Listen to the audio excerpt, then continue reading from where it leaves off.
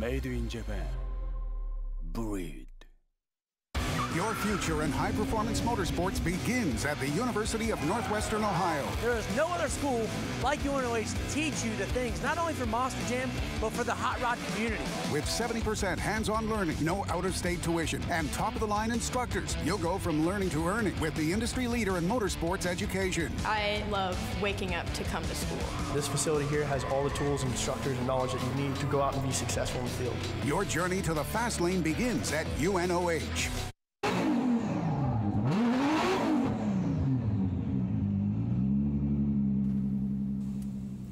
こんにちは。チームアップガレージ ISR パフォーマンス GT ラジアルドライバーの田口和也です。私たちはここシアトルエバーグリーンスピードウェイフォーミュラドリフト第6戦に来ております。こちらはタイプ S コース紹介となります。僕の場合は2速でスタートをします。速度を上げるためにスムーズに試験を通過して3速そして4速にシフトアップ。クイックなハンドブレーキでアウトゾーン1に進入。角度を安定させてアクセルは全開、そして角度を少しだけ足して3速にシフトダウン。ここがアウトゾーン2。クイックにスイッチバックをしてアウトゾーン3。インクリップ1。ここはタイトにかすめてさらにスイッチバック。ここがアウトゾーン4。そしてフィニッシュ。 And we got 1番。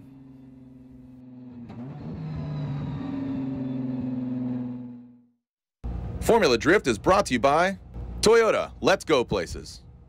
Royal Purple, the official engine oil of Formula Drift, the synthetic expert. Rockstar, the official energy drink of Formula Drift.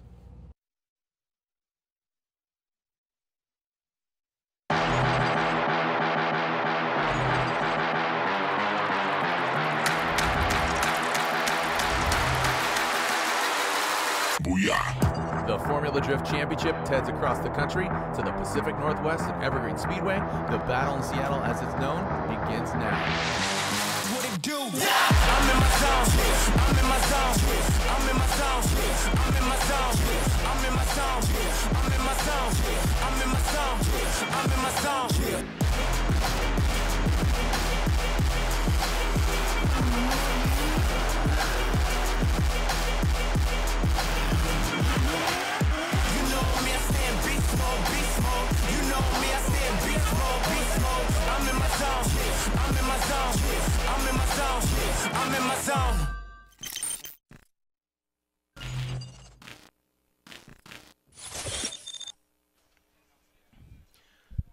How we doing out there, Seattle?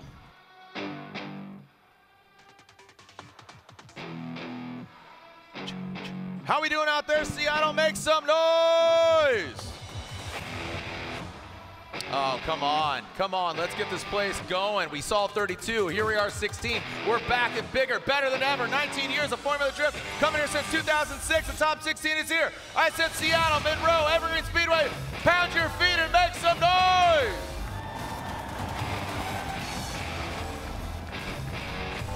That's right. You can feel that all the way across the globe because we are live around the world. Round 6 of the Formula Drift Pro Championship is here. But before we introduce you to the top 16 drivers ready to do battle head-to-head, mano a mano, here at round 6, I'd like you to pay attention because down there on the track, right there in the power alley, the young men and women wearing blue t-shirts have made a commitment to serve in our United States Air Force. To honor their commitment, would you please stand while Lieutenant Colonel Mozambique Bats, aka Crash, commander of the 361st Recruiting Squadron, administers the Oath of Enlistment.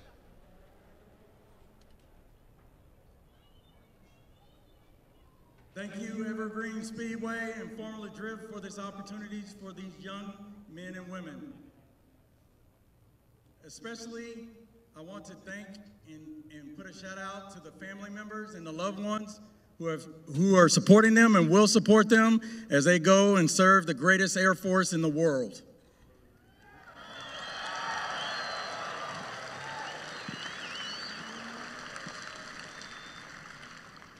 With that being said, let's do this.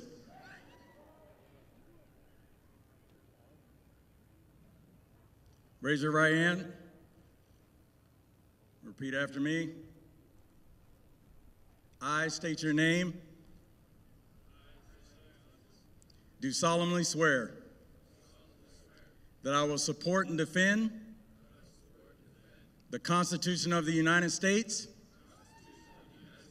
against all enemies, foreign and domestic, and that I will bear true faith and allegiance to the same, and that I will obey the orders of the President of the United States and the orders of the officers appointed over me according to the regulations and Uniform Code of Military Justice. So help me God. Congratulations.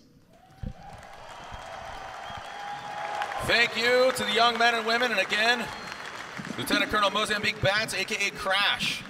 Now please remain standing and remove your hats.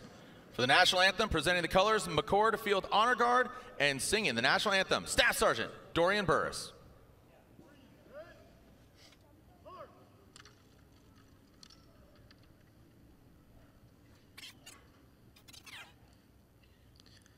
Oh, say, can you see by the dawn's early light what so proudly we held at the twilight's last gleaming, whose broad stripes and bright stars through the perilous fight o'er the ramparts we watched were so gallantly streaming, and the Rockies' red glare,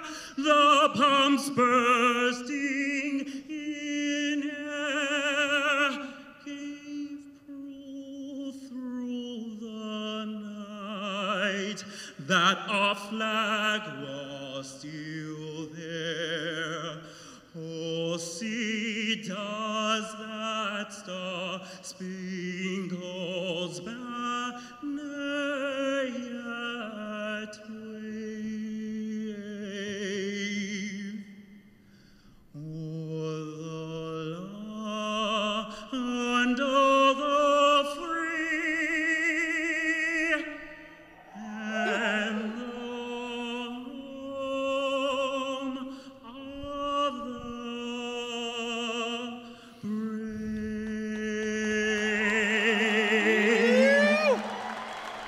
Thank you so much.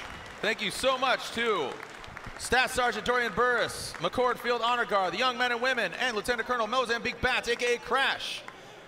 Are you ready to meet your top 16 drivers? Evergreen.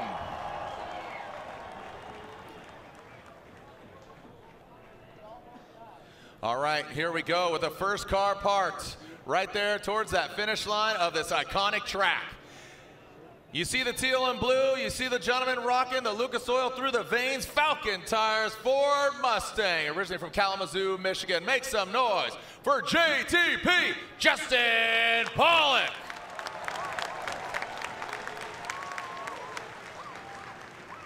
Next up, the signature mullet flows out back, and the signature Supra that he's behind the wheel of. The Rad Industries Gear Wrench GT Radial Mark IV Toyota Supra. It is Rad Dan Burkett.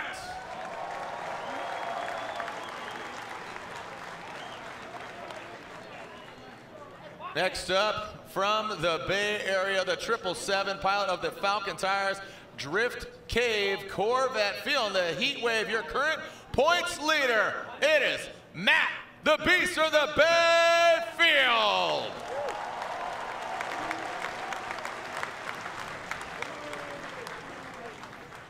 Next up, coming to us from Georgia, this gentleman is really excited. The Comp Cams, Edelbrock Yellow Speed Racing, Wild Willys Corvette on GT Radial tires. It is Full Pull Taylor Hall.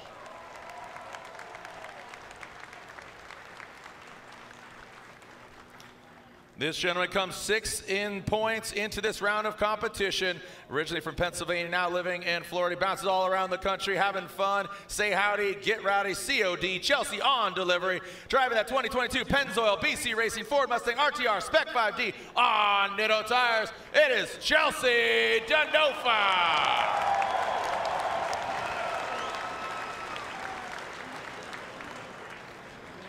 Next up, this gentleman is out for blood here. He is in top 16. He's on Nexen Tires in that Buy Now Japan Silvia S15. It is Wataru Masayama.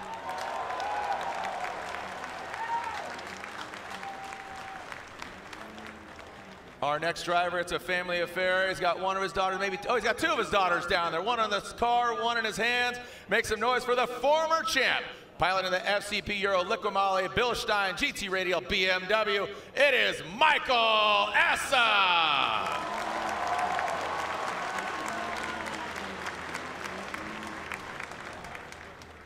Next up, he goes hard and he creates some carnage. Let's see what he can do here in the top 16. Piloting his Hyper NFT.io Dodge Viper from Ireland. It is Dean Carnage Carney.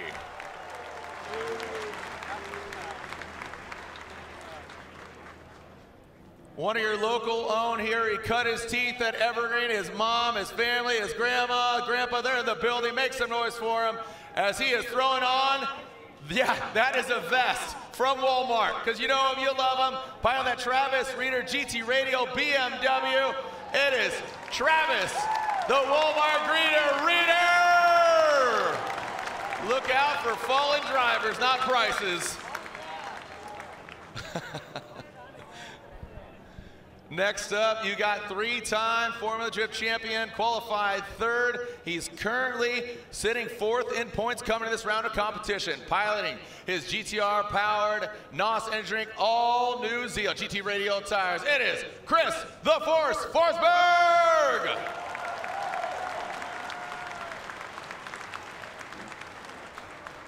Next up, this gentleman is fighting for it, always has a good time. Let's see what kind of dance moves he's got on track, off track. He's ready to throw down a Harp Engineering 2650 Supercharger this year. Evil AutoWorks Prisma Labs Nissan 370Z. Make some noise and some moves for Jeff Jones.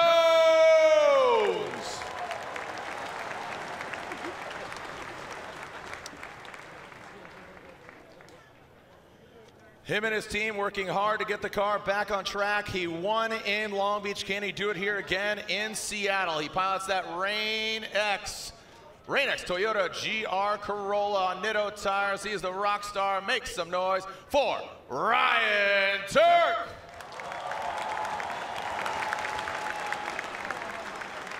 Leave the dance moves to Jeff and his team, Ryan. It's okay. All right, some more Toyota for your dial, some more Rockstar, some more Nitto Tire, but as your 2-time and defending Formula Drift champion, he pilots the Rockstar Energy Drink Toyota GR Supra. Again, defending champion, it is Frederick, the Norwegian Hammer Osbo. And also right in between those 2 Toyotas, you got a Dominican Republic sandwich, you got America, you got Norway, and right in the middle, his car's being worked on, and he's gonna throw down in the Jardot Metaldam Toyota GR86 Mobile One Nexen Tires. It is Jonathan Castro.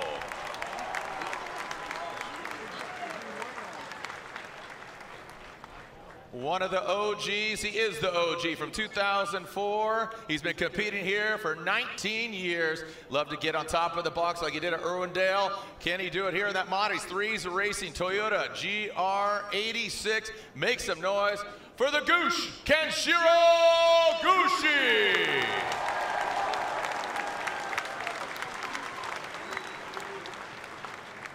Next up, last but definitely not least, he's on 2 wheels on the Salt Flats, out in the hills of California. He's on jet boats. He's even high flying in the sky in that very vehicle earlier today. Again, you're Pacific Northwest, Snoqualmie, Washington's. Oh, the Royal Purple Falcon Tires, BMW, O'Reilly Auto Parts. It is Dylan, the Dozer Hughes.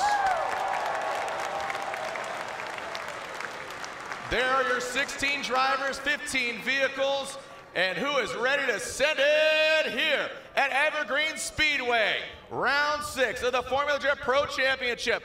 Stomp your feet, Evergreen, make some noise! When we come back, it's time to get down here at Formula Drift in Monroe, Washington. My name's Jared Deanda. Ryan Lontan will be joining me up here. We've got Lorette Nickel down on the ground. When we come back, head-to-head drifting action. How does one car going wild in a mall help us tell the GR story? You're right. We need more cars.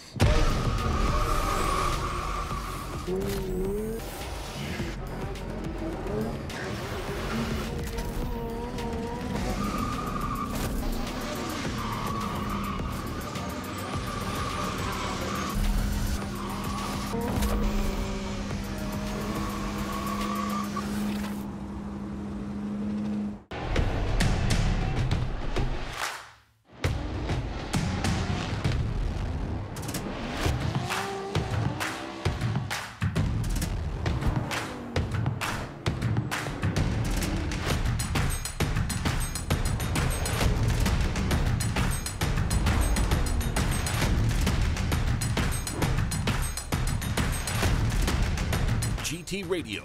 Experience ultra-high performance. For those who don't settle when others do. Who will give everything, but won't give up. For those who believe in unlimited, while others limit themselves. For those who are set free by performance, and believe innovation can take you anywhere.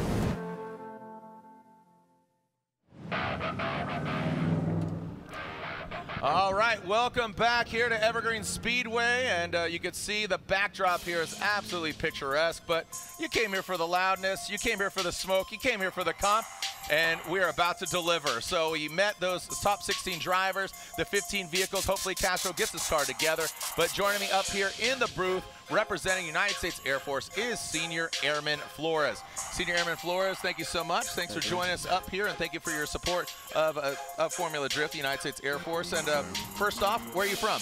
I'm originally from Chicago, Illinois. Okay, all right. And how long have you been in the Air Force? I've been in for almost 5 years now. 5 years, right on. So you started when you were 5, because you look mega young. So what's your role now in the Air Force? I'm currently an Air Force recruiter, but previously I was in aerospace ground equipment. So pretty much like a mechanic. Okay. Yep, work with the ground equipment that is used on the aircraft to pretty much get it up and ready. Okay, nice. So how many have you been? Have you traveled much at all with that position? So I was previously stationed in New Mexico. I've been deployed once. Okay. And then now I'm here in Seattle or Everett, pretty much. Yeah. Yeah, cool. And are you excited for kind of new opportunities and you know, being in recruiting? Have you encountered any really cool or interesting positions within the Air Force that you think would be kind of interesting for you, or have you placed anybody or heard anything really unique? That's what I always think is kind of interesting with the Air Force. Yes. Yeah, there's plenty of opportunities. So yeah, recruiting. There's different opportunities you could do, like what I'm doing right now, regular recruiting, or you could be a supervisor as a recruiter and things like that. You could look for even officers and stuff like that.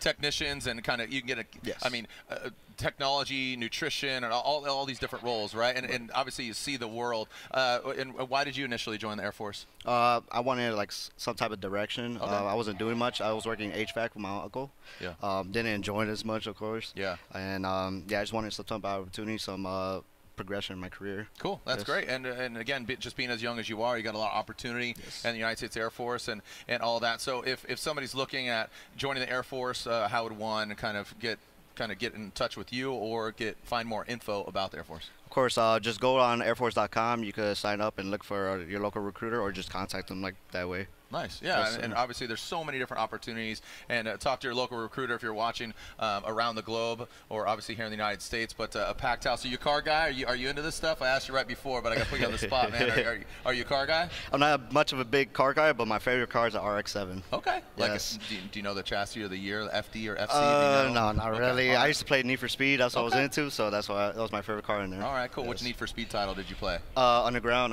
2. Those are my top. Did you play Pro Street? Did you ever play Pro Street? No, I never played that one. Well, I was in that one, so okay, it doesn't matter. All right, all joking aside, thank you so much, and thank you for your support. United States Air Force of not only our series, but what I think is the best country in the world. I'm just kind of, biased here, but thank you so much. Again, when we come back, we'll see head-to-head battles here. Again, thank you to Senior Airman Flores. I'm Jared Dienda. When we come back, head-to-head battles, baby. We're going to send it here. The round 6 of the Formula Drift Pro Championship. We got a packed house. Guess what? It's sold out. You pay for the whole seat, but you're only going to use the edge. When we come back here at Formula Drift in Monroe, Washington.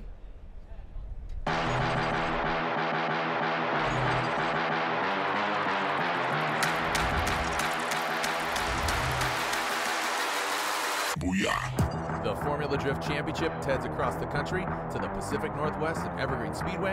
The battle in Seattle, as it's known, begins now. What it do? I'm in my zone. I'm in my zone. I'm in my zone. I'm in my zone. I'm in my zone. I'm in my zone. I'm in my zone. I'm in my zone. I'm in my zone.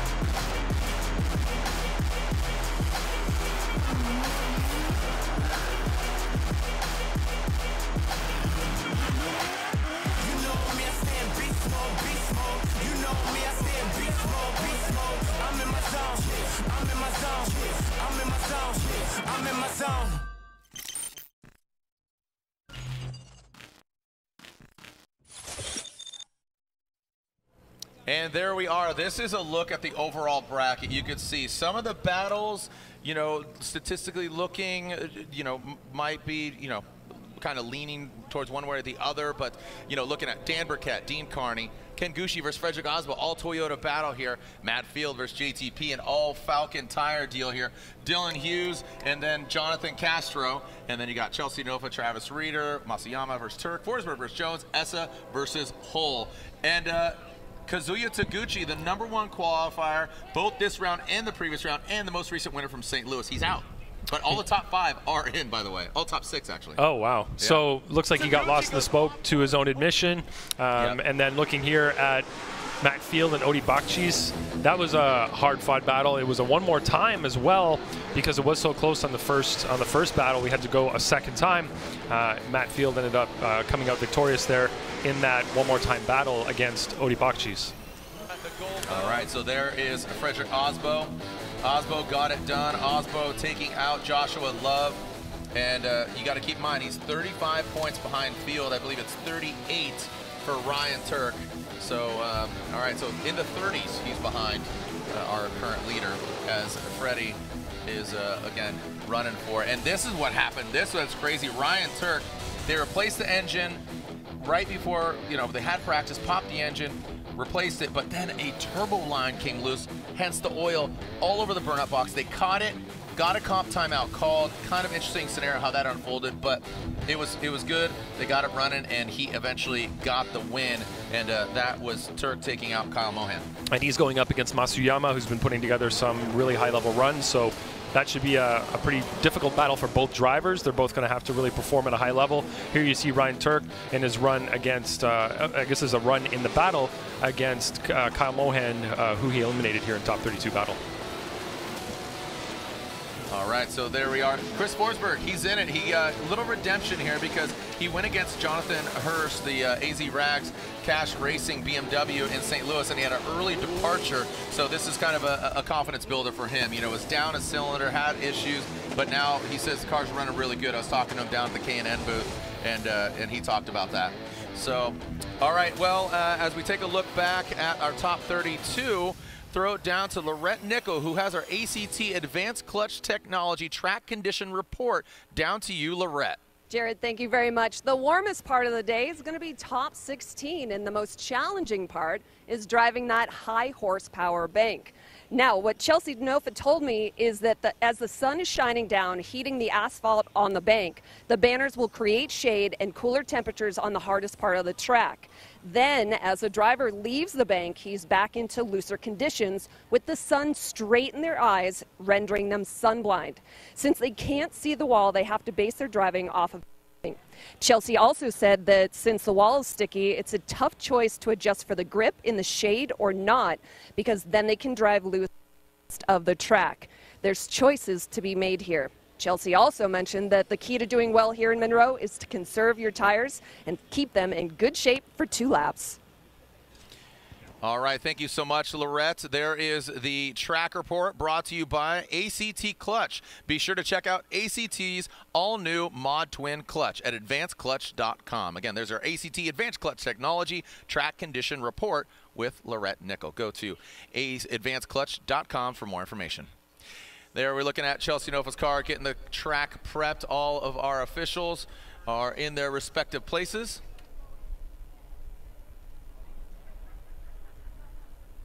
And the track is good to go, is clear, and I believe we should be getting cars in the Pedal Commander burnout box in a little bit. Ryan, we took a look back at, you know, kind of who's succeeding, who fell off in 32. Any expectations or kind of predictions as far as everything goes? Like I said, you can only tell the future by looking at the past. Well, looking at what we've seen, we're going to have some pretty big battles coming up here. Gucci and Osbo, Field and Pollock, Hughes and Castro, Masuyama Turk, Forsberg Jones. These are all drivers that are performing at a very high level, so now they're going to be doing that against one another, which should make for some interesting battles. Yeah, and you're seeing those 5 names right there. You see the point separation, the points at stake. 100 points are first, and it obviously gets lower and lower as we go through where you finish, but you see how close it actually is. 100 points for the win. This is round 6, so keep in mind a total of 309 points in total, or 312, excuse me. No, 306 points total, including this round. But before we get started, if you haven't gone into the description of the Formula Drift live stream, here is your Air Force Aim High Trivia. And you're going to find this link within the YouTube live stream. So go ahead and click the link and answer. What kind of aircraft is the X-37B? What kind of aircraft is the X-37B? Is it A, fighter jet? Is it B, helicopter? C, reusable spacecraft? Or is it D, cargo? So what kind of aircraft is the X-37B? Go into the description of our Formula Drift live stream on the YouTube. Hit the description. Can you answer it? Thank you to the United States Air Force for their support of the Formula Drift Championship. Getting everything settled and getting it right. Again, my name is Jared Dienda. I've had the pleasure of announcing the Formula Drift Championship for 19 years. Our judges, Ryan Lontaine, my co-host and judge, Brian Eggert, and Chris Yule. Those are 3 judges, and here is our first battle. Dan Burkett, Dean Carney, Washington versus Ireland. And here we go with our Royal Purple top 16, our first battle of the top 16, as things just start to coalesce and just coagulate here on track. It just gets gnarlier and gnarlier as we finally find out who will be on top of the box here at the battle in Seattle. Dean Carnage Carney, HyperNFT.io. Metacars in the metaverse. Hypercars, I should say. Here we go. Dean Carnage Carney initiates with that Dodge Viper in tow. Good initiation there by Dean Carney.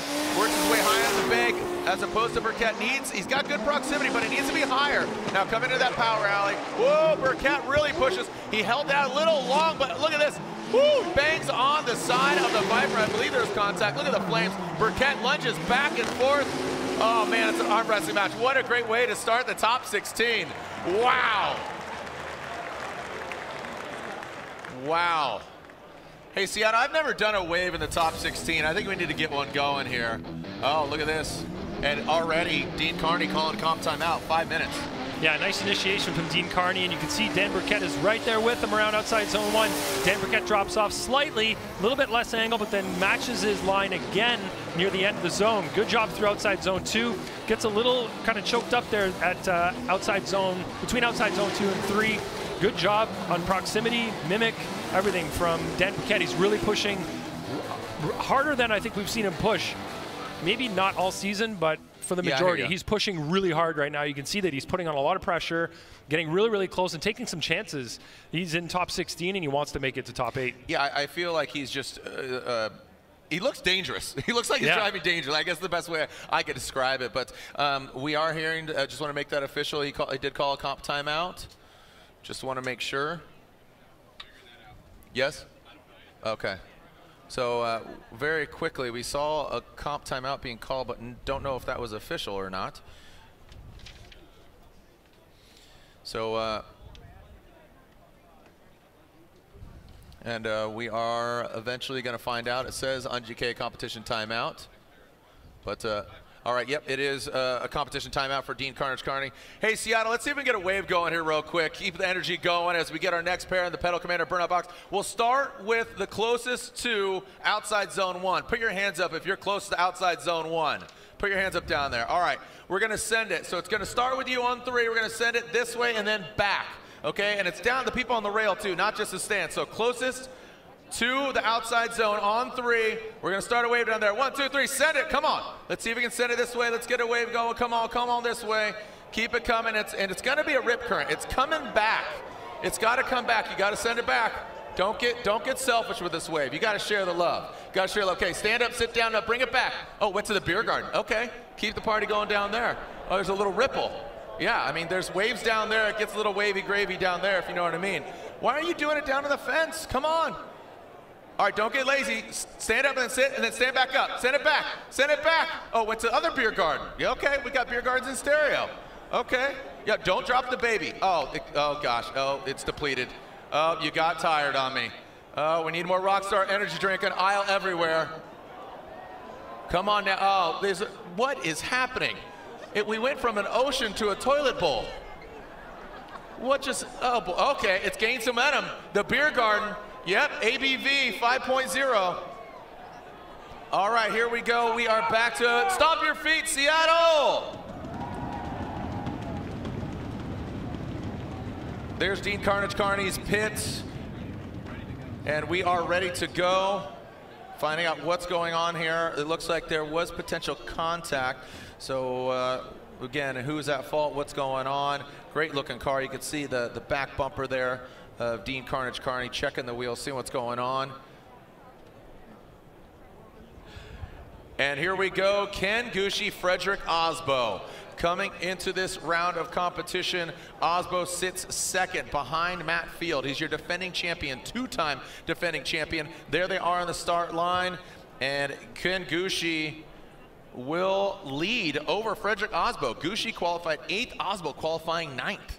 All right, so here we go, Ken Gushi, and he had some words with Lorette Nickel earlier talking about some drivetrain issues and it kind of shutting down. When he pushed the clutch in and pulled the handbrake, it would just do weird things, but let's see if he got it worked out. Here we go, Ken Gushi out front, Frederick Osbo, all Toyota, GR, one a 86, one a Supra. Ken Gushi, big angle there, high on the bank, Frederick Osbo, trying to get that gold nose and that Supra to the door, to the side of Gushi. Now into that second outside zone through the power alley. Into the third outside zone. Look at Ken Gushi. Seems to be having no problems at all. Frederick Osbo right there. The Rockstar driver pulling on through. Frederick Osbo against Kenshiro Gushi. Look at this packed house here at Evergreen. That was awesome.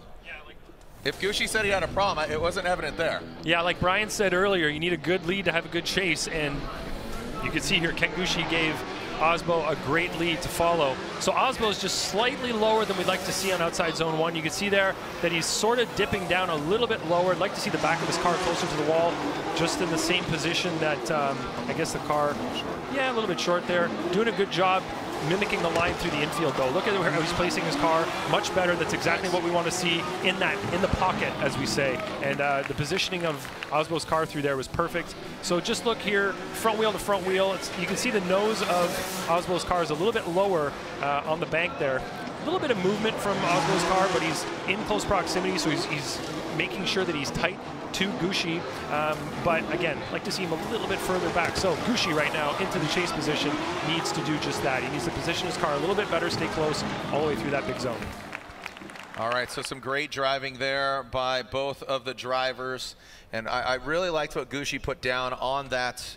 On the initiation, you know, he initiated properly, and I always talk about the color of the wheels, right? And the white wheels always highlight when you have minimal or no corrections. And with Gucci on white wheels, it really did highlight just that. The flow, the line, the set it and forget it. He did miss that third outside zone, but it's more about, you know, just what he did do right as opposed to kind of just his mistakes. So, and he knows who he's going against. Gucci, you know, he's a Toyota teammate. He knows how capable Freddie is. So here we go, the Norwegian Hammer dropping it into that first outside zone. Big bank there by Freddie.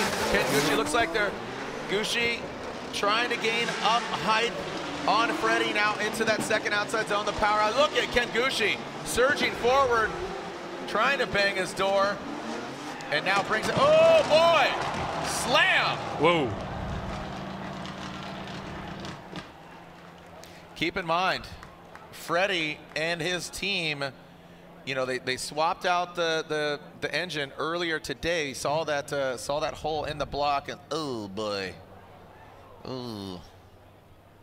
All right, well, you know, got a little nose job there, courtesy of Dr. Gucci. All right, well, now is when the work begins for you as a judge. Yep. Ryan, Brian, and Chris, and you can see that thing is pushed up on the wall. So this could be more worse than it looks for the team. But overall, now you got to administer fault, right? So you have you basically have to say crash, collision, who's at fault, what went down. So, as we watch, this is the second run, so we'll just have to find a winner from this one. But looking at the chase position, of course, the lead, you can see Osbo there doing a great job on outside zone 1. And Gucci's kind of doing exactly what Osbo did when he was in the chase position. Gucci doing a great job here through outside zone 2, but through outside zone 3, Gucci misses outside zone 3, whereas you can see that Osbo was in it. Right there is where the collision happens. So we're gonna have to look at the momentum, the pace. Is Osbo in the lead position maintaining pace where he should be there, or is he slowing down too aggressively? And that'll be up to the 3 judges to ascertain right now. That's what we're gonna be watching these replays for, to really see what happened. Was it Gucci that got in there a little too aggressively, trying to, you know, like we say, put that exclamation point on the run, on the chase run, going through the last corner. So right here you see Osbo coming through inside clip 1. As he transitions, Gucci goes through what is pretty quick amount of smoke, but he jolts himself in there. He really gets on throttle pretty hard through there, which is not an area that you can be doing that. Let's say if you're in the lead position, you have to get the car set, then get on throttle to get around that corner. As we know, there is a wall there. Now the arc of that outside line starts before the wall, meets up with the wall, then you've got that flat section of wall and then a little arc after it as well. And you need to draw as much of an arc through there, a nice, you know, smooth arc. And right there you can see that there is no decel zone going in there. So if you're not seeing Osbo slowing down, but you're seeing Gucci speeding up, then you'd have to expect that, you know, Gucci was at fault there. And it did look like he dove in on the inside of Osbo going into outside zone 4. All right. So here we go as far as, you know, taking a look. You can see Freddie here banged up, that back right, back right, and that back left, and then that front right corner. Everything just bounced back into shape. It's kind of hard to tell where the, oh, there we go. Now we can see it. I don't know if it really bounced back. Well, now we can see the damage. From the top, you kind of couldn't tell, but now we can see the big kind of scratches and dents in the back there. Yep.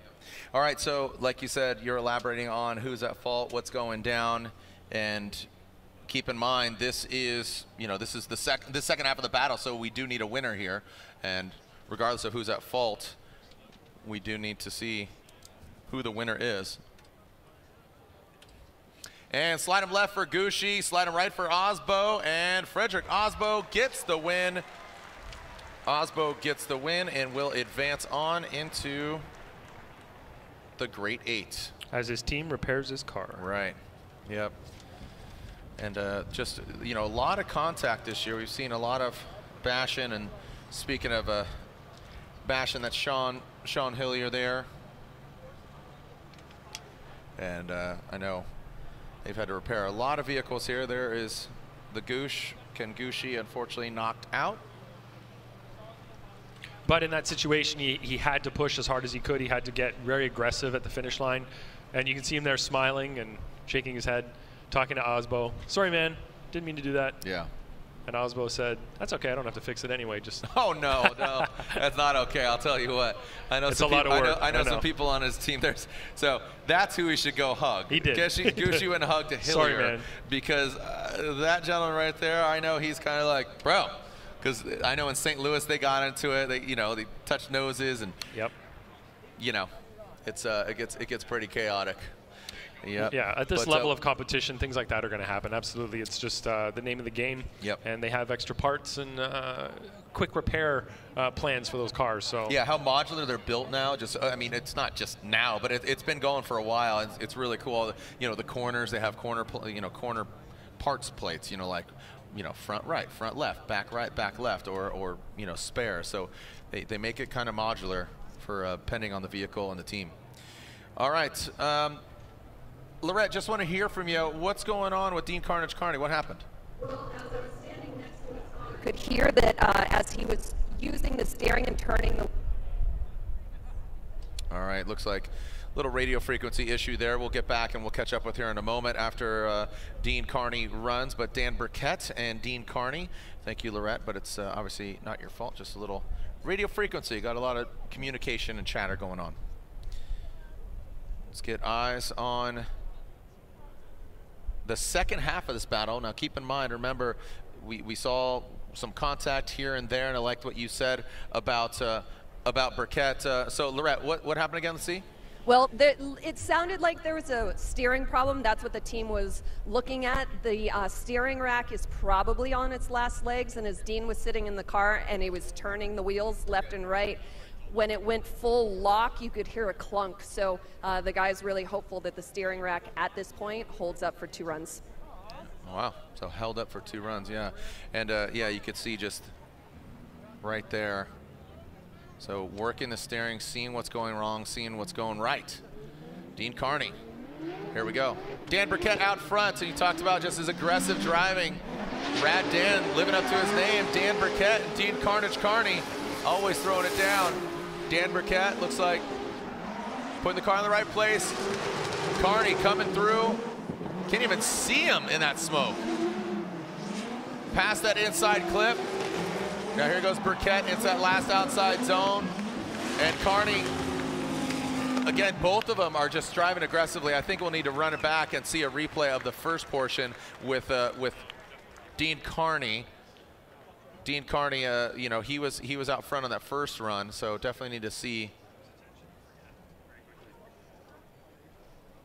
Let's take a look at this again.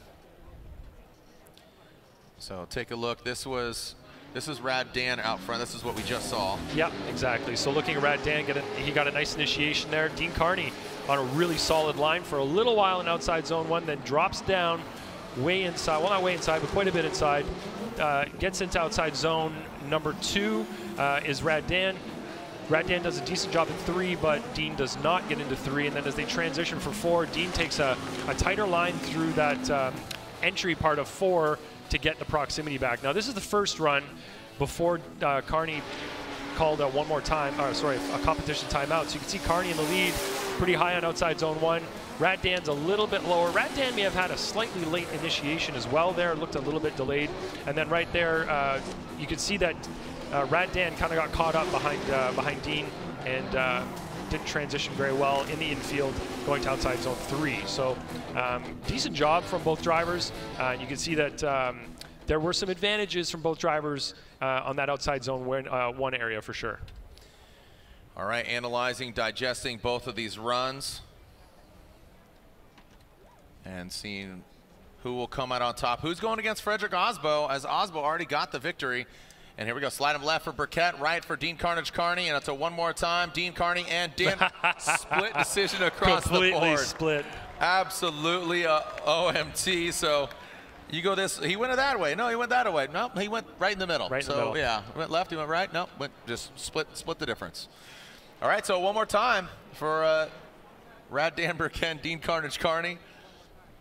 And taking a look at Frederick Osbo pulling in the pits as we see some teal and blue. This is Frederick and his team. Get a once over on the car, see what's going on. Did you see stars? No. It was just the stop, you know. All right, Lorette, down to you. What's going on? Well, there was a lot of bits and pieces, body panel pieces that were coming out of Frederick's car along with a headlight. Hard hit. Are you okay? Yes, I'm okay. So it was just an abrupt stop to an awesome run. Ken was on fire, chasing me very, very well, and just a little too hot into the last corner. And I know that feeling that he must have far too well. You know, I've been a little too hot in chase position earlier this year, and you know, it was a fierce battle. And he's been on fire all weekend. Obviously, did well in St. Louis, and just wanted it a little too much. So Ken being the class act he is, and you know, we're both the Toyota teammates. There's no hard feelings, and yeah, I just wish we didn't have that hit, but it is what it is. With all the parts that were coming out of the car that you were picking out and handing to your crew, is this going to be ready for your next battle? Absolutely. The car tracks straight. You know, it didn't get into anything structural. We got some bash bars hitting the tire and some headlights that we're probably going to sign and give away here. But the car is still sound. Okay. Frederick, thanks so much. Jared? Thank you, Lorette. And yeah, fingers crossed. Hoping. What do you think the fingers crossed is for? I'm not sure. He said the car is going to be fixed, no problem. So I think he's just saying maybe, hopefully everything's right. All right, here we go. Some more teal and blue. Matt Field and Justin Pollock. We saw Matt Field take out Odi Bakshis earlier, and now here he is, another Falcon Tire driver. I know Nick Fosekis is watching at home, and here we go with Matt Field and Justin Pollock. Matt Field, the Beast from the Bay, our current points leader, and Justin Pollock, ready to throw down. Always just, again, a very stylish driver. And Matt Field will lead at Falcon Tires Drift Cave. Borla exhaust, Corvette. Ooh, look at Justin Pollock get right quickly to the door. An all-American battle, Corvette versus Mustang. Now into that power alley, Justin Pollock applying the pressure to our current points leader, saying, yeah, I can be up there too. Both of them with the white wheels standing out, talking about that earlier. And now in that final outside zone. Wow, echoing through the Pacific Northwest. That exhaust note, man. They heard that all down in Seattle. Yeah.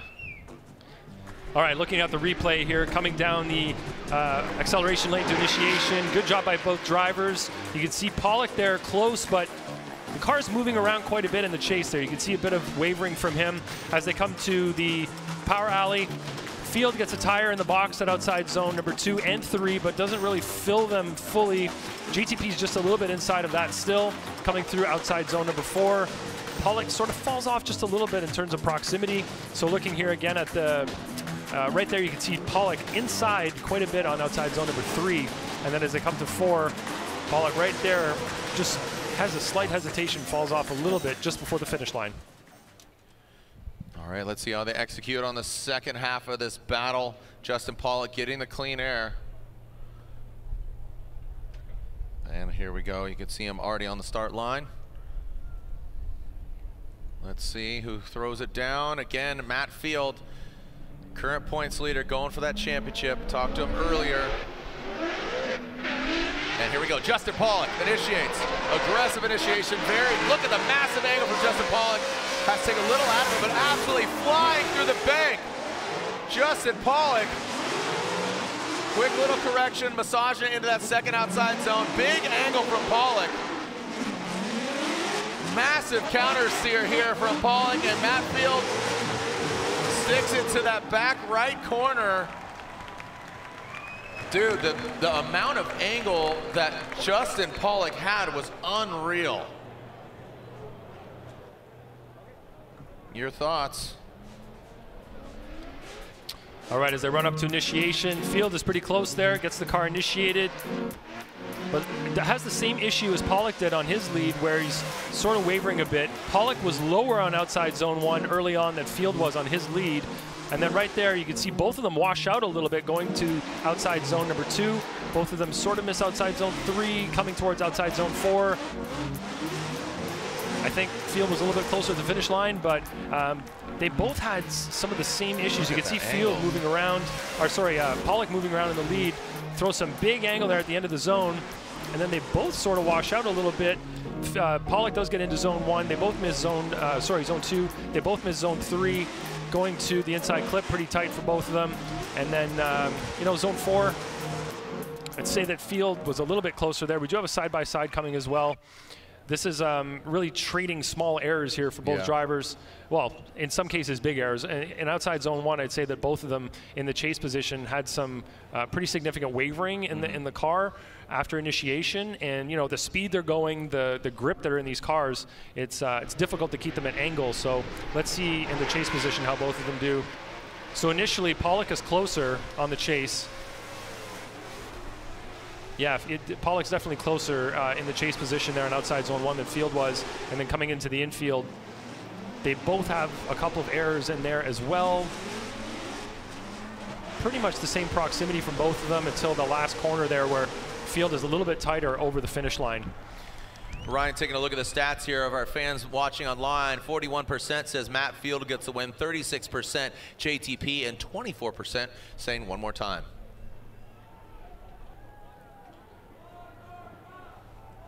We're hearing fans chant one more time.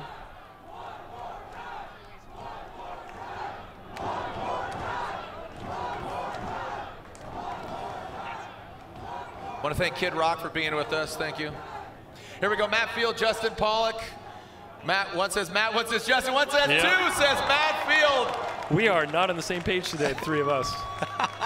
You sided with JTP. Yeah, I did, yeah. And then the other 2 went with Matt Field. Make some noise, Seattle. Matt Field, our points leader, gets the win. Yep. So definitely a close call there. But Matt Field gets the win and advances on. So again, we have Burkett and Carney that we go against. But here's the dozer, the brozer. Dylan Hughes going against Jonathan Castro. Shout out Nate Hamilton, how we doing? The Ham fam watching. Hashtag FDSEA, let everybody know you're watching.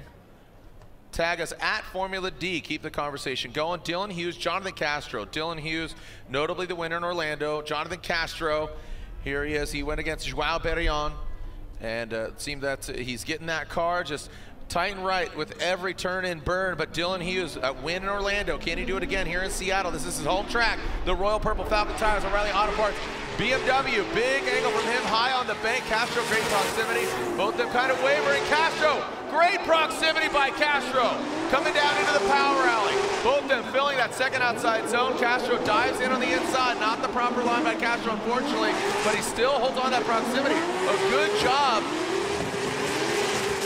That composure there, you really easily could have lost it and spun or balked or checked up. He maintained that, but he just took the wrong line going into outside zone 3 and then into 4, threw him off.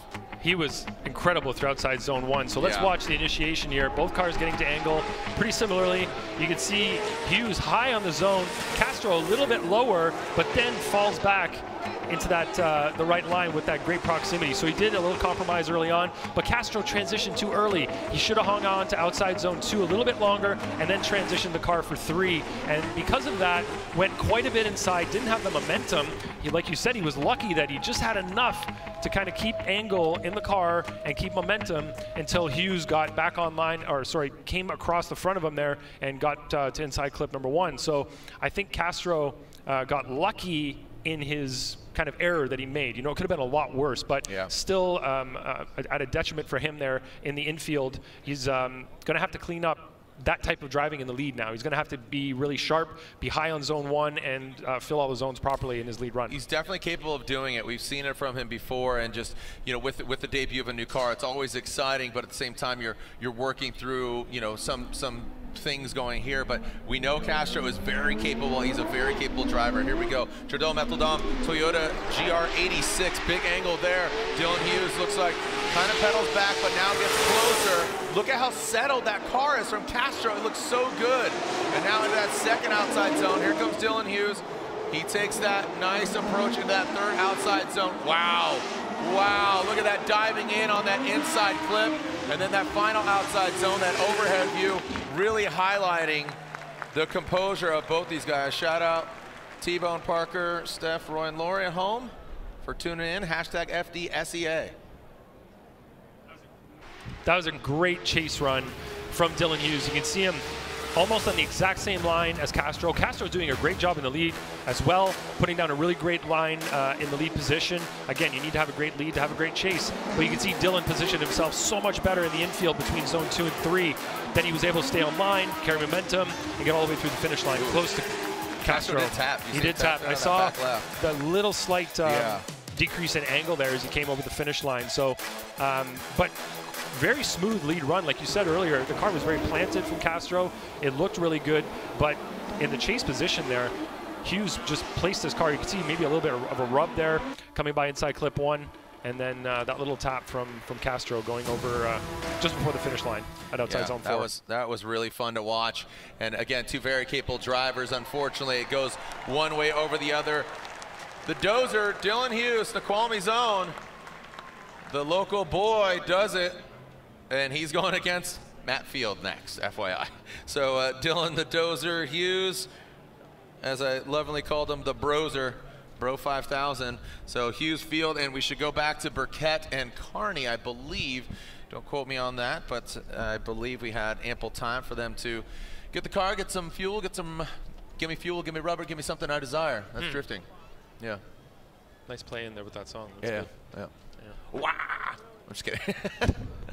All right, so yeah, Field and Hughes, that's going to be a good matchup. Field, again, the overall win has evaded him.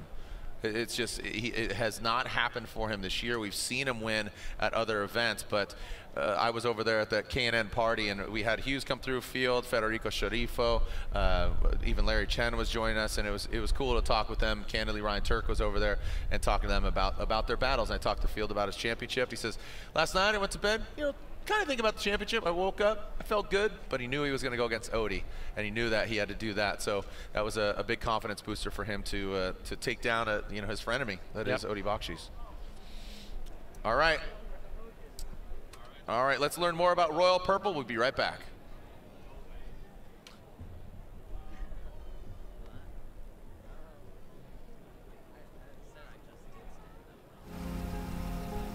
At Royal Purple, we develop synthetic lubricants that outperform on reliability, performance, efficiency, and sustainability.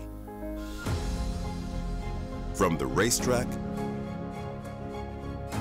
to the cul-de-sac, from on the clock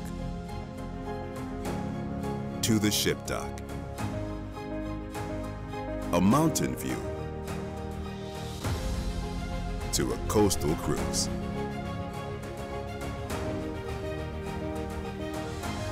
For the highest performance now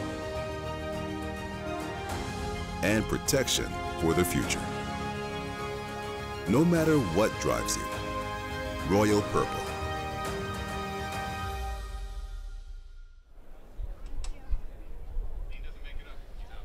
All right, so the scenario is right now the Gear Wrench Rad Industries Toyota Supra is in the Pedal Commander burnout box.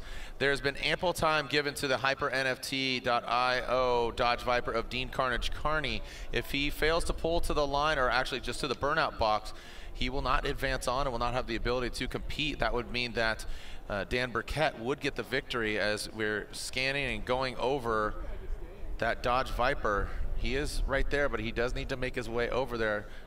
See if we can see inside there, and not seeing okay, so Dean, we are finding out that Dean will make it. There he is. He's pulling out now, and now, and now. There we are. All right, so fuel's in. Back it up. Back it up, back it up, back it up. And, all right, so Burkett. Okay, so there is Dean Carnage Carney. An interesting scenario, just having to go over here to Hughes and then going back to that one more time.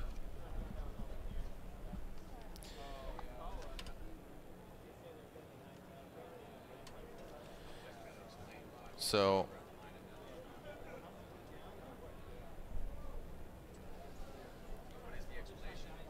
all right, here comes Dean Carney.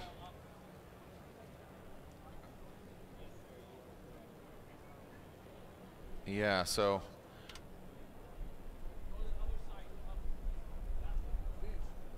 and here comes Dean Carnage Carney. Remember, we with this battle will officially be halfway through the Royal Purple Top 16. So Royal Purple, the synthetic experts, the official engine oil of Formula Drift. And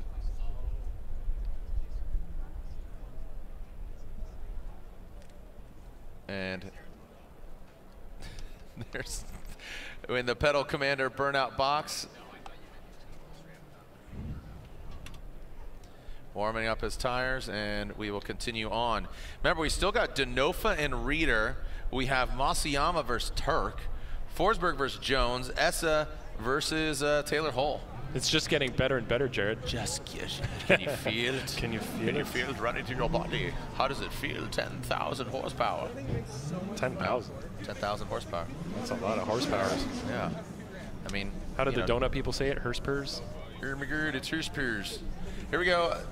Dan Burkett, Dean Carnage Carney. So this is the one more time battle between these gentlemen. The Royal Purple Top 16, and here we go.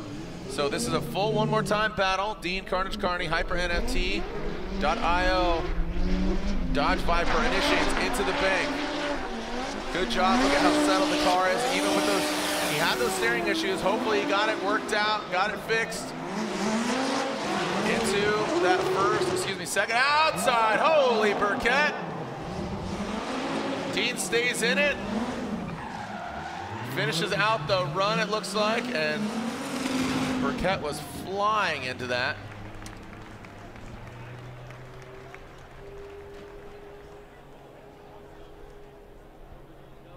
All right, so Dan Burkett comes in hot. You can see that right-hand side going hard right over that Rad Industries logo. That's far from rad. Some people would call Dork Marks rad. Yeah. All right, so what happened here, Jared? Looking at the replay, we have Dean Carney in the lead, doing a great line up on outside zone 1. In the chase position, Burkett is doing great up until this point. So let's see what happened right here. What was that from Dean Carney? That was a big rotation right there. Do you think he would have made it around that corner to inside clip number 1? Looking at the look at the angle. motion, look at the angle. Yeah, the motion of the car, especially from above. Where was he going with that? Where was that car going to end up? Would he have been able to maintain the angle while holding the proper line to inside clip 1?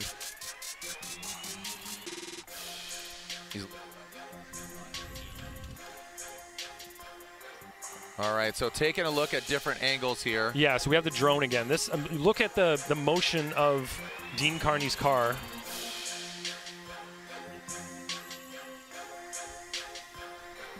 Yeah, you're talking about the trajectory, right? You're looking at Dean's line versus the angle, you know, Dean's line, Dean's angle versus Dan's line and his angle.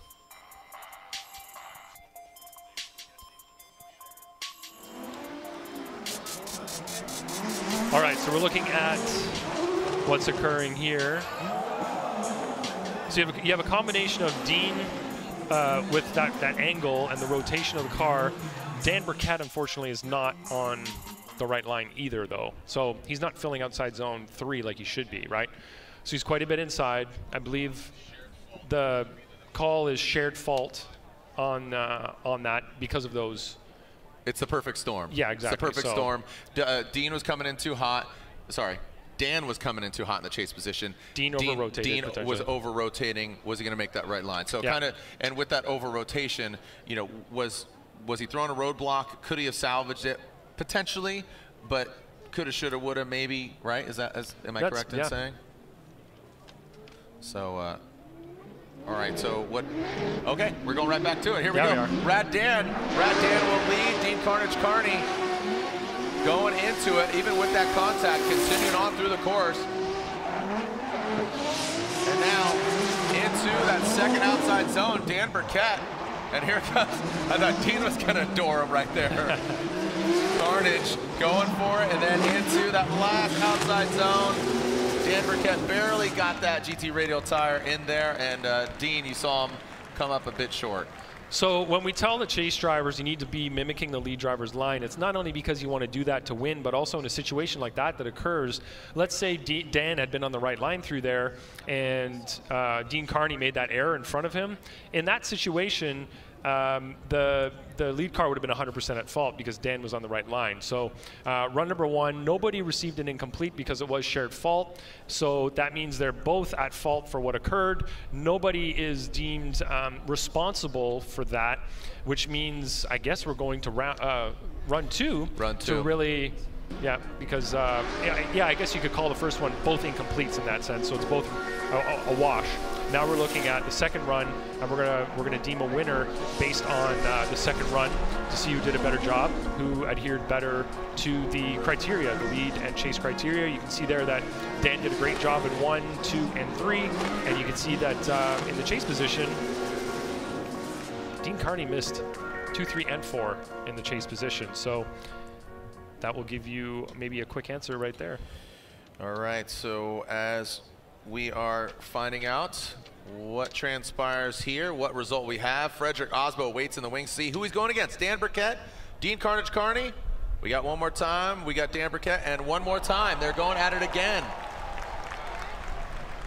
So one.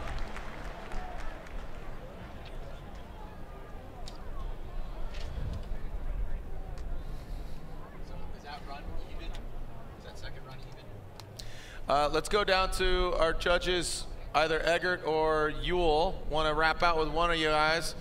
And Chris Yule, talking to you, talking and elaborating over here again. Kind of the first one was an incomplete for both of them, both kind of shared fault. Second run, what was your assessment? Does it default to the second run? Yeah, basically with shared fault, they're both essentially on an incomplete.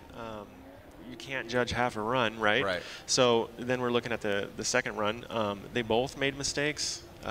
Carney in the chase made some mistakes. Rad Dan made some mistakes in the lead. So I'm just going to go one more time on that.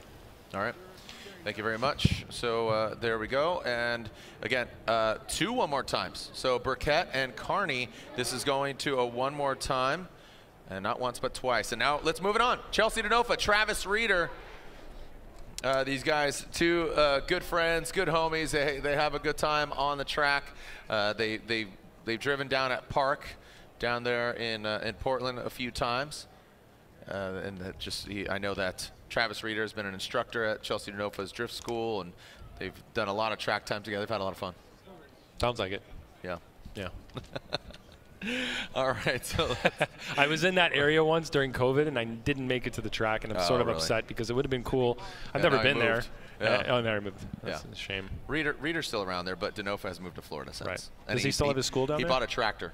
That was a big purchase. He bought a tractor. A big tractor or like a little lawn tractor? I don't know, but I said, do you have a bumper budget for your tractor? He says, no, you mostly hurt other things with your tractor. Well, let's see what kind of tractor pull we got here from these hot rods. Two V8-powered machines. The Ford Mustang of Chelsea DeNofa. Woo, look at that. COD, baby, cash on delivery, or Chelsea on delivery, into that third outside zone. Travis Reed, the Walmart greeter, coming on in. Oh, man, look at that flick. Love that angle right there. Well done. Travis has really accepted that Walmart greeter title and ran with it. That's pretty solid. I think it's awesome. I think it's great. Of course, you're the one that named that. All right, so at initiation, Reeder's right there on Chelsea's bumper. Chelsea's high on outside zone 1. Reeder's just slightly lower, maybe a little bit less angle, but doing a good job on proximity. Chelsea coming to outside zone 2. I think he dipped his tire in the box maybe, but you can see Reeder there not really filling either one of those, kind of stayed away from outside zone 3 the most. out of the two, but does a much better job through outside zone 4, filling it just the way that Chelsea did in the lead. So a couple of little errors there from Reeder in the chase position. Could have been following the line better through the infield. So outside zone 2, outside zone 3, and on one, pretty decent job on proximity, just slightly lower on line, maybe a little bit less angle. So Chelsea has some opportunities here. He can do the same proximity on outside zone 1, but with a better degree of angle and a better line there, and then do a better job of going where the lead car is going through zone 2 and 3 and 4. And he'll be able to win the chase-to-chase comparison if he's able to do that. In the lead, of course, Travis needs to get close to all the walls, great transitions, fill all the zones, and then he'll be kind of par for the course with Chelsea. And we know Reeder is very capable. He won at E-Town in Englishtown, New Jersey. Look at Denofa, sticks it to him. Look at that. Reeder throws some more angle at it. Chelsea mimics him. Coming through the big bank. Come on, Monroe, make some noise. Big angle there, massive angle. And how did Chelsea save that? In that second outside zone, flicking it in. Come on back. This could be the run of the evening. Come on. Woo! Yo! Wow. That was unreal. Run it back, kids. Let's take a look at this again. Woo, that was really fun to watch. Chelsea, look how close he gets immediately, right up on Reeder's door, all the way around outside zone 1, just a slightly lower line, but look at that proximity, and then he gets right back in the pocket, halfway through the zone, follows him through zone 2, gets that transition down pat, follows him through zone 3, tight on inside clip 1, great mimic on transition there for 4, and just, that was incredible. That was a great chase run. Great in lead terms run. of great lead run too. Like we always say, got to have a great lead to have a great chase. And Chelsea just mimicked everything that he did so well. I don't think he was off in a single area in terms of chase to chase comparisons. I think Chelsea's got the chase down pat in this situation. Yeah, that was really, really strong. I mean, from both of the drivers. Very, very well done.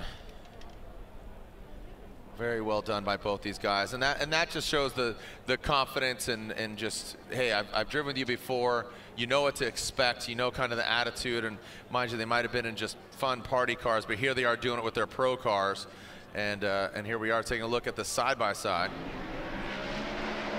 All right, one eyeball per screen, everyone. Look at the proximity from Chelsea on the right side of the screen. You can see on the left there, Reeder's a little bit further back, a little bit more movement in Reeder's car as well in the chase position. Chelsea getting the car placed nicely. Reeder not following him everywhere that he's going, but Chelsea did a really great job in his chase run of really placing his car in all the right places. Placing it in the right place. Placing it in the right place.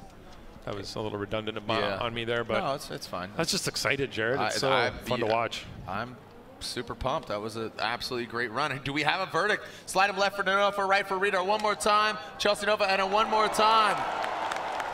You guys are really just not. It's a one more time. Do you guys agree with that call? What do you think?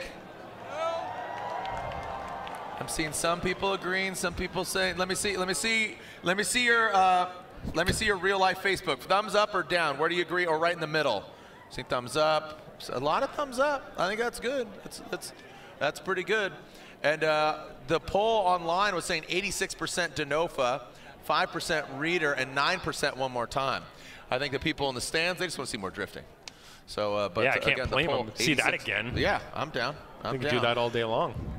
Here we go, Wataru Masayama against Ryan Tuerck. Ryan Tuerck, who spilled oil on the track earlier. His team has swapped out the engines earlier in the day, but now he is running 100%. He's got a smile on his face. He could breathe a big sigh of relief, and now he's going against Masayama, who is absolutely peaking right now in that Buy Now Japan S15. But Ryan Tuerck, a contender for the championship, comes into this round third overall. He needs to continue his success here in Seattle. Wataru Masayama, Buy Now Japan S15 initiates. Big angle from him. That Rain-X Toyota GR Corolla. Trying to get to the side of S15. Look how fast Masayama is. See how he handles the transition here into that second outside zone. Ryan Tuerck gets into that third. Masuyama now past that inside clip. Masuyama now into that last outside zone.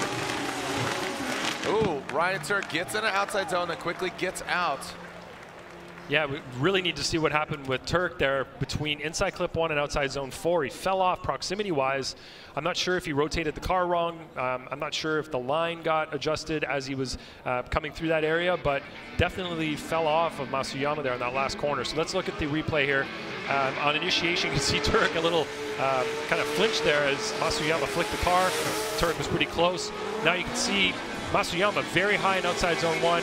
Tuerck just slightly lower, not as close in proximity as we'd like to see. Masuyama misses outside zone 3. Tuerck actually gets a tire in the box, so he's doing a little bit better there. But right here, Tuerck goes a little bit wide there and then comes off the zone quickly, about halfway through it. So let's watch right here. Masuyama just gets in the box there. Tuerck does a great job of mimicking through the infield. Great car positioning there as he transitions. This is where Masuyama has a much cleaner line through outside zone 4. Just puts his tire in the box, whereas Tuerck goes a little bit wider and then gets to the wall sooner, which makes him come off the wall quicker. So it's, a little bit of error here and there for both drivers, but now the next run. So see how they can swap positions and try to do better than the other driver in that new position they're in now. Execute with more refinement. That Rain-X Toyota GR Corolla of Ryan Tuerck on Nitto Tires, the Rockstar pilot against the Japanese driver Wataru Masuyama. Ryan Tuerck in the hot hatchback initiates, big angle for him. Masuyama saw a little step entry there in that chase position. Now it looks like he found the sweet spot. And Ryan Tuerck now dropping in, and Masuyama taking, an interesting line now into that third outside zone. Masuyama into formation. He's got good proximity, great proximity, and then into that final outside zone. We're only in the royal purple top 16, my man. FYI. Is that it? That's it. Wow. I'm tired. We have a lot more of this to go. I'm like, this is fantastic for me, getting to watch more of this. I need to look at Masuyama's initiation here. It looked like it was either very close to being late or no, he got it at an angle, but like you said, there was a step to it. So looking at the line, Masuyama's high with Ryan. He is, proximity-wise, it builds just as they get into that little compression area there at the end of zone 1. Masuyama misses outside zone 3 while Tuerck fills it. And as they come by inside clip 1, nice mimic there from Masuyama. Masuyama on a tighter line through outside zone 4. Of course, he has the proximity, but he took a tighter line through there. So let's look at that compromise. He did make a compromise. Tuerck's nice and high in the zone 1 area, which is, of course, really tricky up on that wall. Masuyama's on a great line in the chase position, though, really positioning himself perfectly.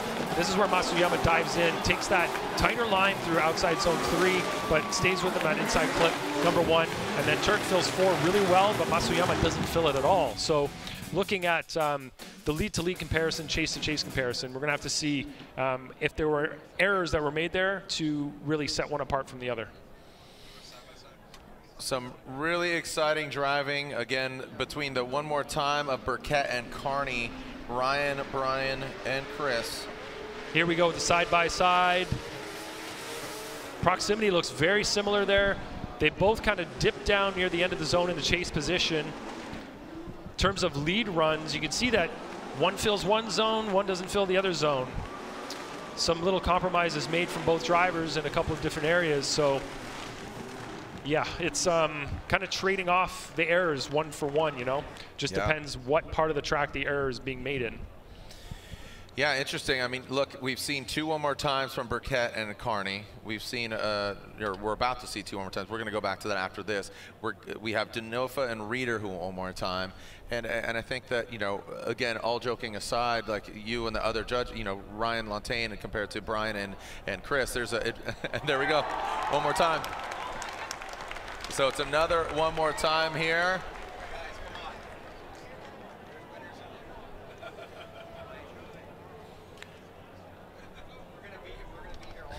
And all right, so another one more time, and that's kind of what I was alluding to, and that's without even kind of looking over your guys' shoulders. But what are you doing looking over my shoulder, Jared? I was not. I said I wasn't. Well, that implies that you generally do. You just didn't this time. I didn't this time. Yeah. Yep. All right, so here we go. Dan Burkett and Dean Carnage Carney. And again, you know what? Don't leave it in the judges' hands. Just make it definitive. We've seen some gangster driving. It's going hard. And here we go. Dean Carnage Carney, Dan Burkett. So this is not once, but twice. They're going one more time. So TMT. It's dynamite. Here we go. Dean Carnage Carney, Dan Burkett, fighting hard for the money, fighting oh so hard for it, honey. Dean Carnage Carney. Look at Dan Burkett. Big angle from Carnage, that Hyper NFT Viper, fighting for a grade 8 spot. Looks like Carney had a much more fluid transition going from 2 to 3 and then now into 4. Whoa! Was that another little bump there, Jared? I don't think there was contact. You mean with the wall or with the other driver? With the other driver. I didn't see it with my naked eye, but all right. See what the eye in the sky tells us, Jared. All right, as we're running up to initiation, they're pretty close together here. You see both of them get to angle pretty nicely, and then you see their outside zone 1. Carney's nice and high. You see some movement from Burkett in the chase position. Car's moving around a little bit. Both of them do a good job there. Transition there. Burkett misses outside zone 3 entirely, trying to maintain that proximity. And then they come inside here. Nope, was no contact. Just looked like really close, but Dean might have hit the wall, actually, that back left. Little bump there, huh? Yeah. Yeah, I mean, these guys just going for an 8 position.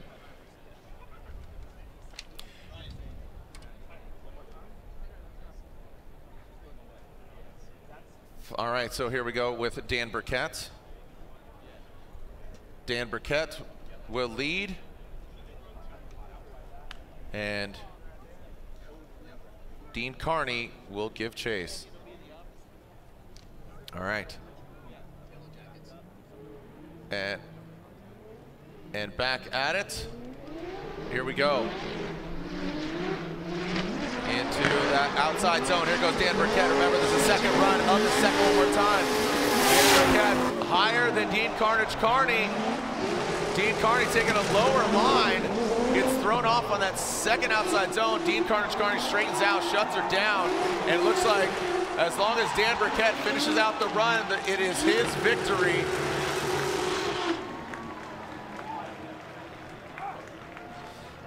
And that seems to be Dan Burkett. Like I said, don't leave it in the judge's hands, and with that mistake, that unfortunately hands it over to Dan Burkett for Dean Carney. Yeah, that might have been his power steering coming back to haunt him. He's been dealing with the problems with that all day, and potentially that's what happened as he came into the infield. Maybe there was an issue that arose and couldn't steer the car anymore, so shut it down. That's potentially what happened, just making assumptions based on you know, what we've heard so far. All right, here we go. As taking a look at it from the eye in the sky, but I have to assume after 2 one more times, fighting tooth and nail, Burkett will get the victory after Carney's stall. Yeah, as you see them come through the infield here, watch Dean Carney, yeah, right there, just can't keep the car at angle. Potentially, we're making an assumption, it could be anything mechanical at that point in time. I don't think it was just a stopping to drive. That is not right. That is not right. What is going on here? Both judges are saying, what just happened? What just happened? No, that is completely incorrect. Yeah, we're going to do it again. Here's the graphic. Don't know what happened there. Yeah, even absolute glitch. The other judges are saying their pad says Dan Burkett on it, so.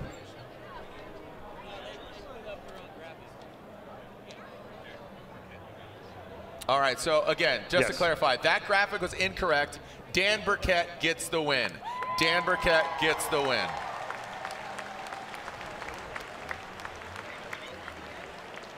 All right, so Dan Burkett moves on. He goes against Frederick Osbo. Look at Dean. Make some noise for Dean Carnage Carney after 2 battles. Unfortunate. Oh, man. So, yeah, technology was not our friend there. And look, all right. Guess what? Craziness ensues, but let's throw it down to a cool, calm, collect Lorette Nickel. Lorette? It has been a challenging day for a lot of drivers, and if you saw what happened to Dylan Hughes in top 32, you know that it was also a very challenging. Dylan, we saw your car 4 wheels off the ground go into Simon Olsen, a lot of damage on the car. How is everything now? we're looking good and we're feeling good. So the crew behind me is absolutely the heroes behind the whole thing. They did such a great job putting this thing back together. So many hands on the car, and just so stoked to, again, having the PNW vibes helping us out. So yeah, a bunch of damage on the left front of the car, obviously. Nice little pop shove it off the back of Simon Olsen. Sorry about that, dude. Simon had a great run, like straight up. I thought I was getting beat for sure, and then unfortunately his car didn't make it to the end. So I definitely wasn't trying to hit him, but I was kind of like focused on the wall past him, trying to play catch up. And then as soon as I popped through the smoke, it was right there, and there was no time to slow down. So kind of a crazy little kickflip move, but car's back together. Nice clean battle with my buddy Jonathan Castro. Castro's always a ripper, and it's always a good time to run him. So glad that we got the win nice and clean, and we're moving on. So we're going to be pushing hard moving forward. Perfect. Dylan, thank you so much. As you remember, last year he got his first podium here in third. Guys. Awesome. Thank you so much, Lorette. Here we go back with the Denofa Reader one more time. And you loved it. And the judges said, you know what?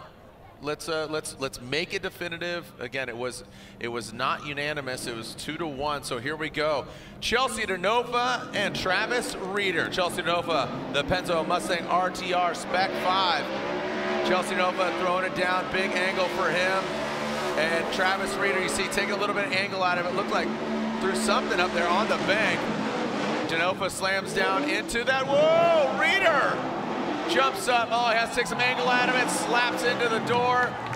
Denofa stays in it and continues on through the course. Wow.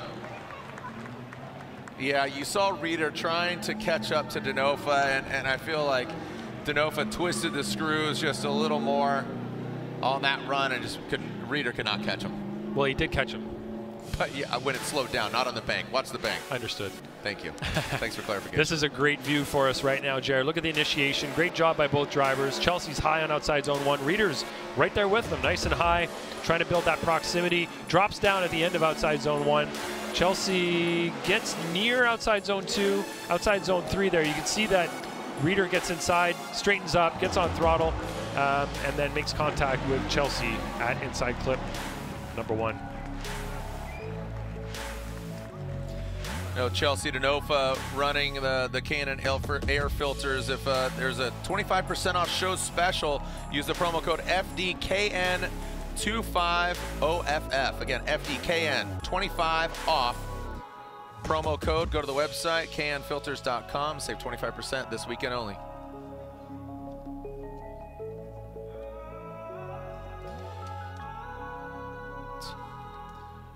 All right, also, for those that are in the building, could you please be mindful and not block the ADA ramps? Please do not block the ADA ramps. Thank you very much.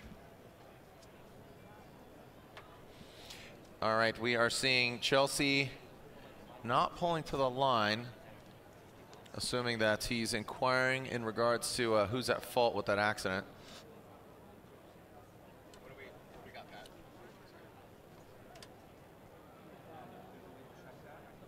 All right, so with that contact, Reader is at fault, and with that, Denofa will be allowed to take a look at his car. If Reader wants to look at his car, he will have to use the competition timeout.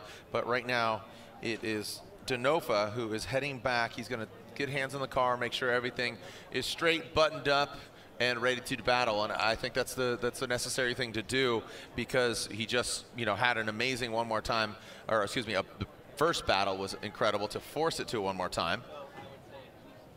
So you could see the Pennzoil, BC Racing, Nitto Tire, RTR team. All right, when we come back, more drifting action. How does one car going wild in a mall help us tell the GR story? You're right. We need more cars.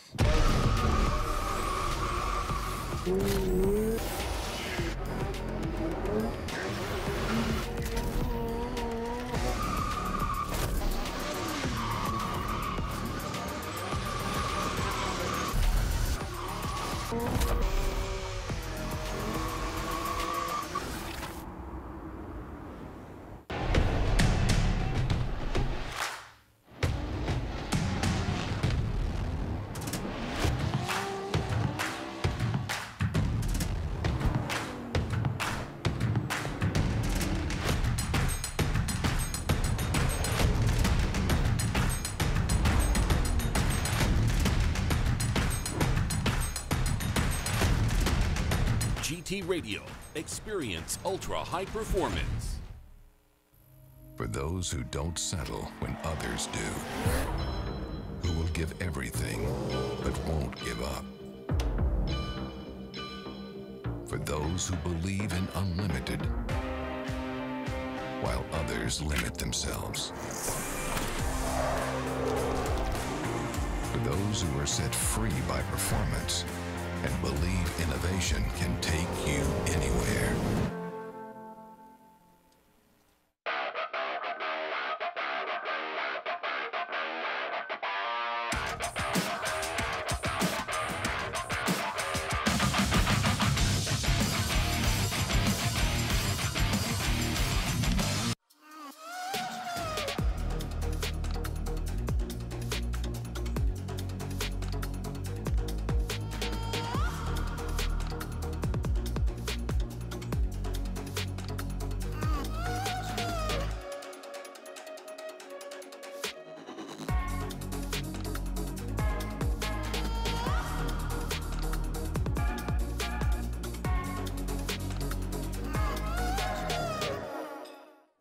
Welcome back here to where the Evergreen Trees meet the Evergreen Speedway. We are ready to go back to, I believe this is Wataru Masayama versus Ryan Turk, and that's exactly what it is. Masayama, Ryan Turk, that one more time battle. Masayama, that Buy Now Japan S15 against Ryan Turk, who's in contention for a championship. This is the one more time battle. The judges were split and it went 2-1. So one more time. So they're going back at it. So here we go. Masayama will lead. Ryan Turk will give chase. Masayama qualified 7th. Ryan Turk qualified 10th. So Masayama will lead first.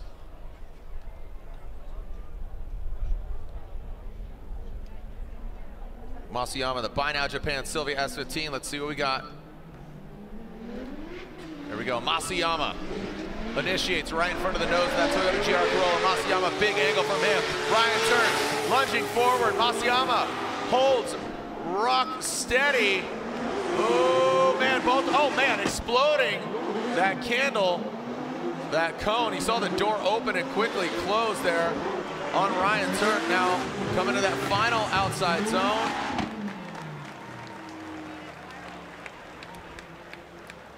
Some exciting driving there. Let's dissect this again on the replay here, Brian. A lot of action today, Jared. Yeah, oh my gosh, it's an understatement. All right, I love this view. This is so great. Looking at the initiation, Turk started initiating before Masayama even did his flick, but gets in there nice and tight. You can see the great proximity from Turk. Slightly lower on line, but really great proximity. Coming right here, you can see that Masayama drops the tire, Turk drops the tire, goes a little bit wider, but you know, the lead driver sort of let him off there. And then as you come through outside zone 4, nice proximity from Turk. So let's watch right here how far off. So Masayama went 1, Turk went 1, ended up hitting the marker zone cone there in the outside zone. So lead driver is setting the tone, setting the pace. Yeah. You know, Masayama did go wide there first. Turk's following him. Of course, Turk went a little bit further off, but he is doing his best to follow Masayama in the lead. He knows who he's going against now. He saw a preview, or he saw actual feature film of what Masayama's capable of. So he knew he had to just push harder. So I think that was the right approach for Ryan Turk to be aggressive. But Masayama, he's really just peaking right now, and he's going for it. He wants to get a win. He's seen, his fellow countryman Kazuya Taguchi get the win at our previous round in St. Louis, and again, Masayama, definitely a talented driver. So as far as Ryan Turk, what do we expect? Well, you want to adhere to the judging criteria, line angle style, hit those outside zones with angle. You want rate to angle, you want the X factor, you want to put it down. Chase car needs to utilize that lead car as a moving clipping point. What's Ryan Turk going to do here? He hit that cone. How's he going to put it down here with Wataru Masayama chasing down? The Rain-X Toyota GR Corolla. Ryan Turk, the Rockstar driver on the bank. Masayama, great proximity. Ryan Turk high on the bank, comes into that second outside zone, into the third outside zone. Masayama tucks in, finds that proximity, And now one more outside zone here between Turk and Masayama.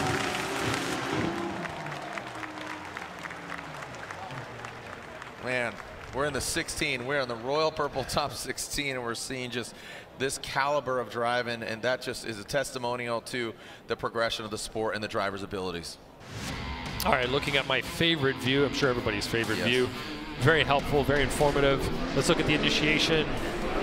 Looks like good job from both drivers there on initiation.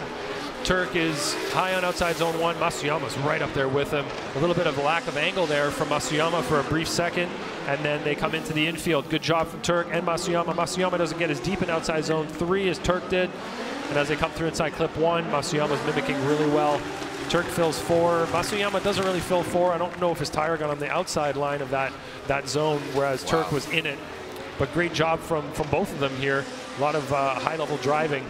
So Turk, great job there in 2, 3. We saw Masuyama not quite filling it, but Turk did. And then outside zone 4, this is where Turk does go deeper. Yeah, Masuyama might not have even got near that zone. So in terms of comparing errors or comparing wins, let's say, in the lead position, you know, Turk both and Masuyama high on outside zone 1, getting deep into those zones.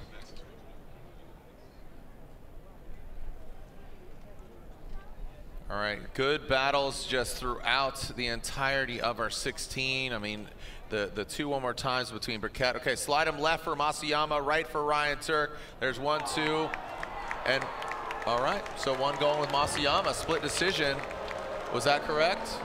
Was that, okay. Hey, I'm just clarifying that the computer dictated exactly what you put into the judging tablets.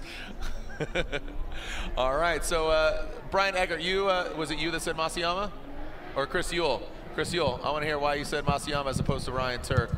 Talking to you as the Pedal Commander burnout box is being filled. Yeah, I liked Masuyama's chase better. Ryan's bank one, well, he dropped down off the bank a little bit early, and then overall I just valued Masuyama's chase over. Their leads are pretty similar in my opinion, but Masuyama's chase is just slightly better for me. All right, there you go. So 2-1. Chris Yule siding with Masuyama, and then Brian and Ryan siding with Ryan Turk. So just a lot of split decisions here in Seattle, which again, just splitting hairs, splitting those doll hairs. All right, here we go to the second half of this battle. Remember, this is Reeder now out front, Denofa chasing him. This is the one more time battle. We saw the contact, if you can recall. Reeder, you know, chasing him down and then got into the door of him when they approached, you know, went from outside zone 3 into that inside clip. Reeder went to the side of Denofa. Denofa was allowed, without utilizing a competition timeout, to get hands on the car and make sure everything is buttoned up and ready to run. Ready to rowdy. Here we go. Travis Reeder, GT Radial, BMW, Link Engine Management. Angle from Reeder, nice job, and look at that proximity. Chelsea Denofa right there. See how they handle the power rally. Reeder and Denofa into that 3rd outside zone. There goes Reeder into the 3rd. Big, massive angle from Reeder on that front clip. An amazing lead run by Reeder. Really, really good. Again, if you could just isolate that run, that was a really high qualifying run. And keep in mind, Reeder did qualify 15th. Chelsea Denofa qualified 2nd. All right, looking at this replay, Jared, as they come up to initiation. Good initiation by both drivers. You can see there in the chase, Denofa falling off a little bit on angle a couple of times through outside zone 1. In the lead position, you can see Reeder doing a great job positioning his car. Chelsea misses outside zone 3 in the chase position there. Reeder just, that was a really nice lead run from Reeder. That was a high quality run. All right, and we are going to get, I believe, run 1 again. There we go. So looking at Chelsea in the lead position, great angle, great line. Reeder's there with him. Reeder drops down a little bit, but gets right back on the same line. Chelsea gets to the edge of outside zone 3. Right here you can see Reeder, and then they get into a contact right there. So now this is gonna, there's gonna be, I think, a difference in result here, because there's a difference in judging on what happened in the infield. The other two drivers, the other two judges, sorry, gave fault to Reeder for the hit, whereas I gave shared fault. So that's why it's going to be different here. There it is, 2-1. So Chelsea DeNofa gets the win. So thank you. I was looking over, and again, you were elaborating on, you saying that Travis Reeder was at fault, the other two drivers at Chelsea DeNofa. So that really dictated, what went down and the outcome there. Yeah, I did shared fault on the infield for what was happening there. Yeah, because I saw Chelsea, there was a lift at outside zone 3, and I felt like he slowed down at the inside clip. But also, Reeder was on a bit of a compromised line, so that's why I felt Chase. Sorry, it was a shared fault. Again, another split decision here.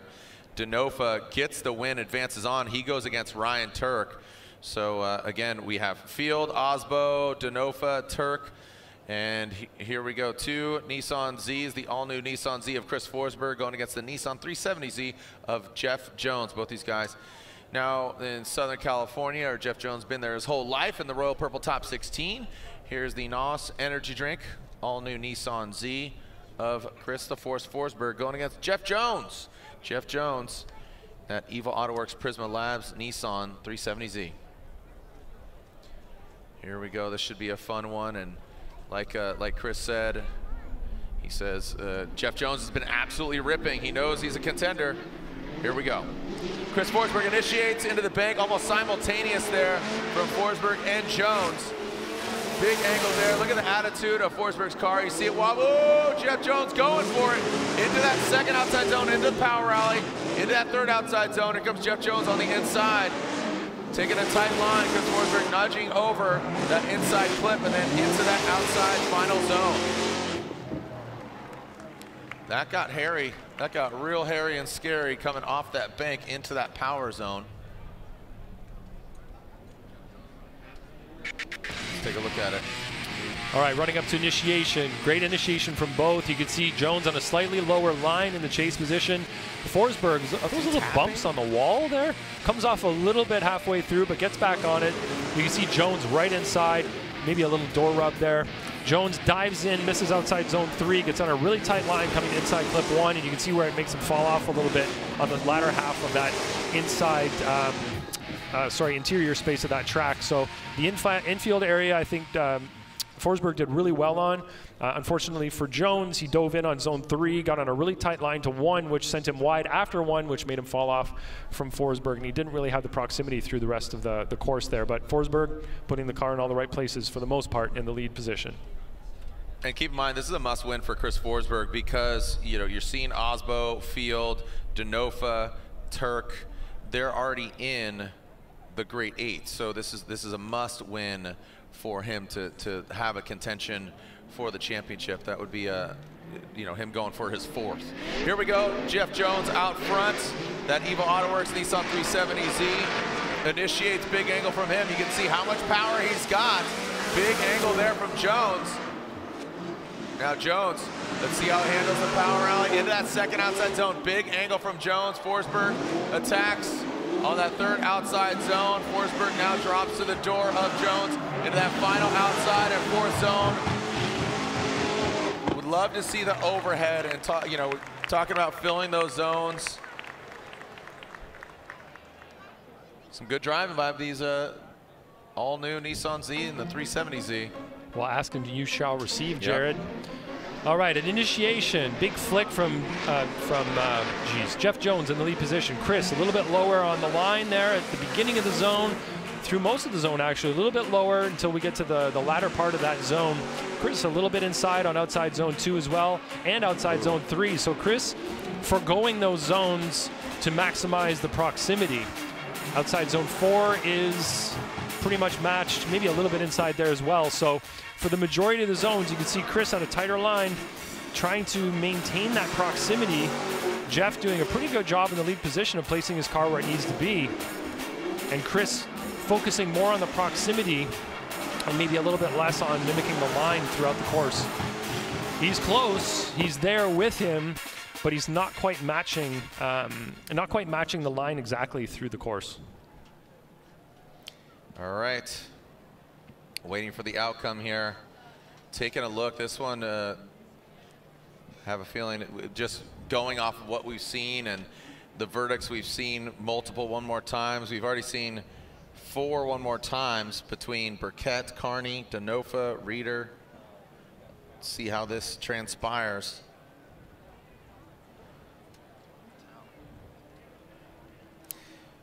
Do we have a winner? Where are my Jeff Jones fans at? Where are my Chris Forsberg fans at? Who thinks they should go one more time? All right, kind of just, here we go. Slide them left for Forsberg, right for Jones. One more time, and Jeff Jones. All right, so again, split decision. It's another one more time. Just so many, what's interesting, how do you think this track compares? We're seeing a lot of one more times, obviously physically and everything, but we're seeing so many one more times. What do you attribute that to compared to even like St. Louis, or what do you attribute all the one more times to? Well, I'm not sure, Jared. It's just it's a difficult track. Everybody's trying to go faster than they were in qualifying. Everybody's trying to maybe overdrive the track a little bit, and they're making some errors. In the chase position, it's really hard to stay close around outside zone 1, and some drivers are doing a little bit better over there, and then they fall apart on the infield, whereas some are better in the infield and are not so great up there. So did I just say the same thing twice? I think I did. It's okay. It's either, you know, they're doing well on the bank and then not so well in the infield, or vice versa. That's a better way to say it. I think there's so many variables on this course that you start kind of rob Peter to pay Paul, right? That's Here we go. All right, here we go. Let's move on to what was to be our final battle of 16. Michael Essa versus Taylor Hull. Michael Essa in that FCP Euro, Licomali, Bilstein, BMW, Taylor Hull, the Wild Willies, Comp Cams, Edelbrock, Yellow Speed Racing, Corvette. Here goes Michael Essa initiating on the bank. High on the bank. Look at Taylor Hull. And he is right there too. He's tucking in. He's got the proximity a little lower than Essa. And Essa spins. That looked totally independent, Jared. Let's take a look. Initially, it looked like it was independent. I don't think Taylor Hull was within close enough proximity from what it looked like over here through the smoke. But let's look at that. Hopefully we have a view from above that would give us the perfect view as to what occurred at that area of the track. So in terms of the initiation from Hull, it looked like it was like a slow initiation. He started almost before Essa, but getting really, really close to Essa here through outside zone 1. Drops down just a little bit there at the end of the zone, and you can see Essa just loops it on his own, overcooks it as he approaches outside zone. I guess that's number 2 right there. So just looks like he, you know, got the car out of shape a little bit there, got too much on throttle potentially. The car rotated on him, and he wasn't able to control that over rotation. So didn't make contact with the other driver, with the other car, didn't make contact with the wall. So, you know, in terms of if you're going to spin on this track, you're not going to make contact with the wall. It's a good day. Right. All right. And just a reminder, if you haven't picked up your Lean Customs pins, I know they have some awesome acts. You know, if you haven't dropped by the booth at this round or other rounds, you got pro drivers, Ken Gucci, Justin Pollock, and you pick them up on leancustoms.com. Use promo code FREE for free shipping on your order today. And the new drop is it's happening now. So go to Lean Customs to pick up your pins.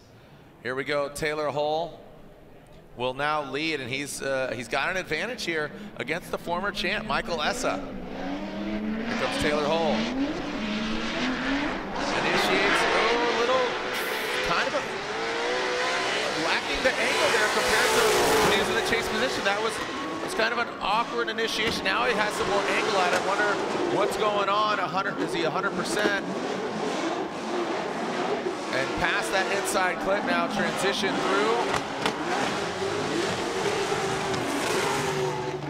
I think Taylor, am I crazy? It just didn't seem like what we saw in the chase position. And also, I think he might have gotten a little gift there from Michael Essa with that mistake. Let's take a look at it again. Yeah, the initiation is going to be key here as we see the car. See how it like kind of wiggles back a little bit? I mean, it's an initiation, it's just not as snappy or as aggressive. Right. Yeah, there's no way to incomplete that. Essa was there with him. Yeah. It didn't you know, cause an error from Essa either. It wasn't so bad that it was considered an incomplete. So yeah, it wasn't an unchaseable run. It just it didn't have the big impact that we saw. But unfortunately, with Michael Essa and that rotation, absolutely independent and just under his own accord, that unfortunately will knock himself out of competition with Taylor Hull having a full run. So let's take a look. Slide him left for Essa or right for Taylor Hull, and Taylor Hull gets the win. Taylor Hull advances on. Unfortunately, Michael Essa in the FCP Euro Liqui Bilstein BMW knocked out. Taylor Hull, comp cams, Wild Willie's beard products. The beard's looking strong, flowy, and he flows on into the Great 8. So congratulations. Congratulations as Taylor Hull moves on to Link ECU Great 8, the official engine management unit of Formula Drift.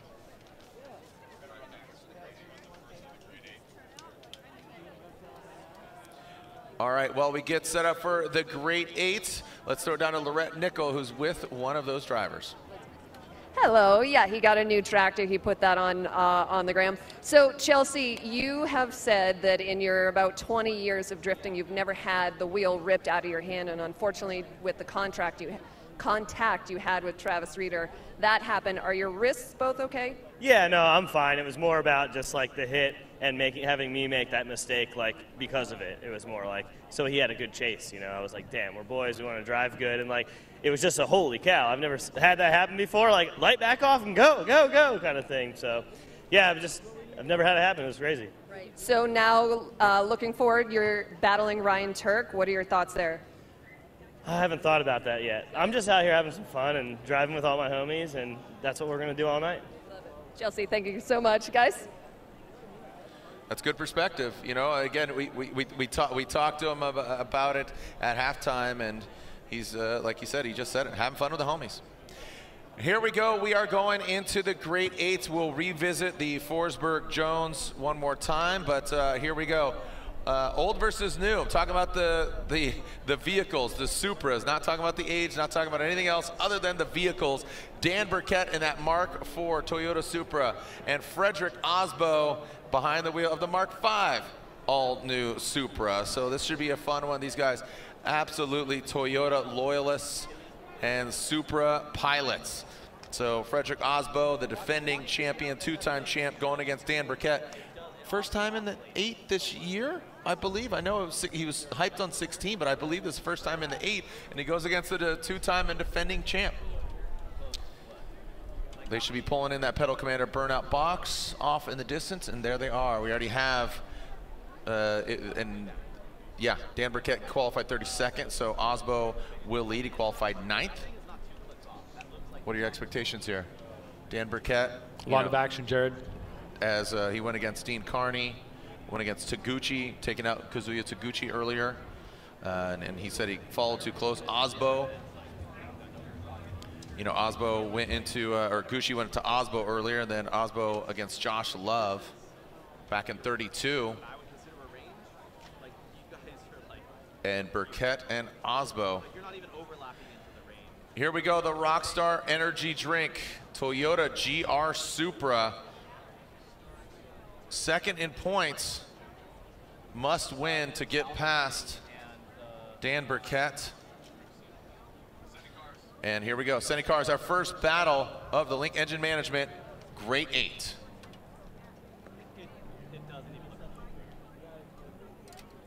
Drivers ready, you can see the lights in between. Once they extinguish, they're good to go. Here comes Freddie Osbo through that start chicane. Dropping down, Dan Burkett gives way, and oh, Osbo goes hard, straightens out. And he got that exposed back left wheel, but here's the scenario, Ryan. Freddie could finish out this run, but the biggest thing here is that unchaseable? You know, here's Dan Burkett, who, I don't know, I want to take a look at this. He shuts it down, but that was a big hit. It's not like he just kind of tapped and stayed in it. He tapped, straightened, and then went back into it. Yeah, from our perspective here, it looked like he initiated and just went straight at the wall. He didn't even... That could have been way worse, by the way. The car... Well, let's see what it looks like from the drone view as he gets initiated. Yeah, there's understeer there. Oh, that's massive. Yeah, so that'll be an incomplete from Osbo in the lead position. you have to wonder if there was some residual damage from that hit with Gucci earlier that wasn't caught, that wasn't fully set back to where it's supposed to be. So it could be an alignment issue. Yeah, who knows what. But let's look at that initiation again right there. Gets into the wall, gets some understeer going, but managed to keep it off the wall, for the majority of that. That could have been very bad. A tap like that, the car understeering, it looks like it just barely kept the front end off the wall in that situation. So that, from their perspective, I'm sure they're saying, ooh, that could have been way worse. So looking there at the front wheels, they're turning right at the moment, and then he stays in throttle and he just gets back to angle again. But unfortunately, by that point, the damage, the damage to his run is already done. Yeah. And the damage to the back of the car as well. And yeah, what does that mean for Dan Burkett? What does that mean for the run? Is that unchaseable? Is that deemed an incomplete? Yes. So in my eyes, that's an incomplete from Osbo in the lead position. And when a lead driver incompletes, it totally absolves the chase driver of having to continue the run. This is a rule that's been in place for a long time. So right there, the wall is hit. The car's going completely straight. There's understeer. That is an incomplete. So in the chase now, Dan Burkett does not need to continue drifting through the course. And the reason we do that is that, for instance, if the lead driver would have hit the wall and incompleted in a way that caused him to be stationary, we wouldn't want to force the chase driver to continue drifting by that person, and it would be unsafe. So what we do is just say, you know what, the incomplete has happened from the lead driver. The chase driver does not have to keep drifting. But in this case, Dan Burkett did. Yeah, he stayed in it, and as did Osbo, right? Osbo, yep. he stayed in it, but I think he knew it was too late. That was a big correction, a big straightening. Yeah. So unfortunate for him, but yeah, kudos to them for staying in it. And like we said, that could have been a lot worse. So salvage the car. If we had a camera on the inside there, I bet we would have seen a lot of hands flying from Osbo trying to get that car. Oh, yeah. The wheels turned completely the opposite direction. Yeah, that was a great job from him, keeping it off the wall more than it could have been. Or it could have been a lot more, I should say. All right, let's go back to our one more time. And again, this is an incomplete. Forsberg and Jones. Forsberg and Jones. So going back to the Royal Purple Top 16, this is that one more time battle between them. And again, the winner of this going against Taylor Hull in the Great 8. So re-rack him for this one more time. The all-new Z of Chris Forsberg, Jeff Jones, and his Nissan 370Z. Again, 2-1. One more time battle. All right, and we are clear to send. Let's see what we got. Tried to kick off that Great 8, but only finished half of it with Osbo. Here we go. Chris Forsberg leads, Jeff Jones giving chase. Initiating that all-new Z. Goes Chris Forsberg, the three-time champ. Good angle from him, Jeff Jones. Good proximity, look at that, diving in. Man, Jeff Jones out for blood. Jeff Jones dives in once again. Both of them wrapping around that inside clip and bringing it on home as Jeff Jones looks like he quickly tapped the wall, but didn't cause too much damage there. I hope not.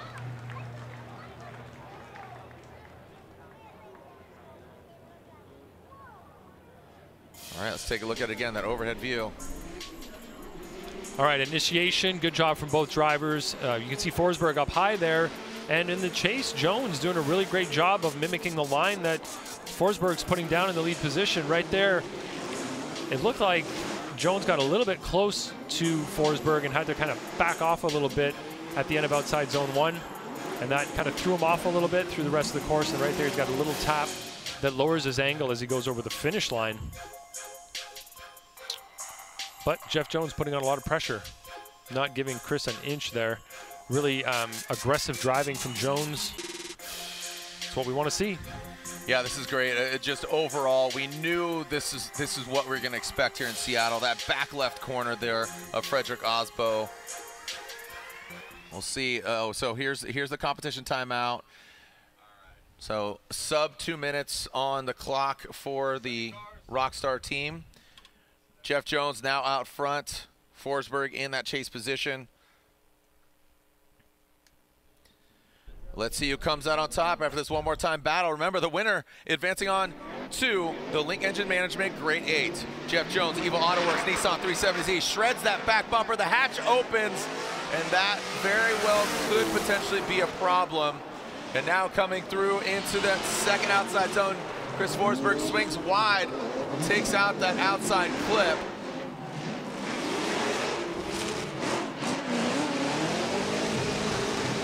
And Ryan, I mean,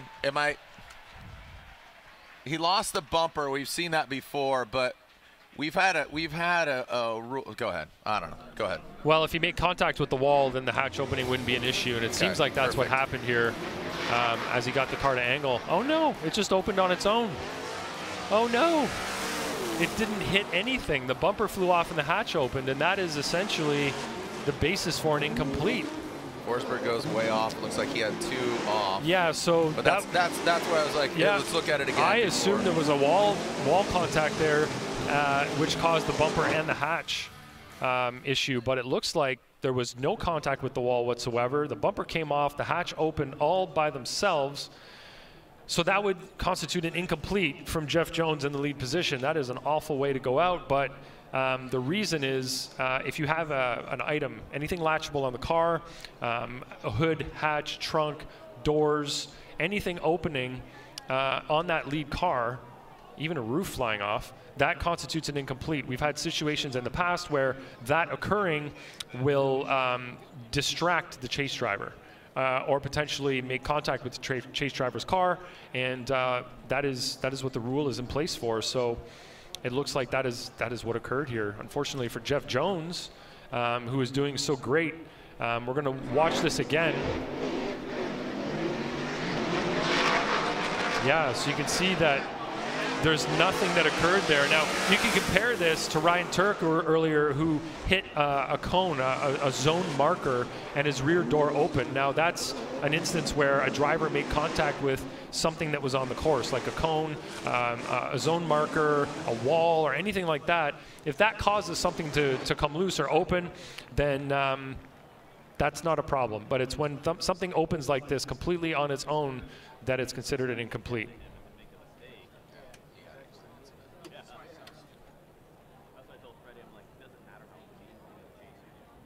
So here we go, Chris Forsberg, Jeff Jones, and Chris Forsberg gets the win. And some great driving by Jeff Jones. Some really good driving by Jeff. Forsberg gets the win after, again, just some great driving by Jeff Jones. Hats off to him. Make some noise for Jeff Jones. And all our drivers, man. Just so much talent out here today.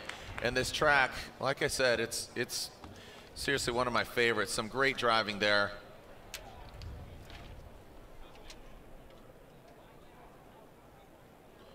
All right, so again, Osbo is 32 points behind Matt Field. And keep in mind, 32, and then, you know, Matt Field's still in it. Osbo, you know, we just saw him hit the wall.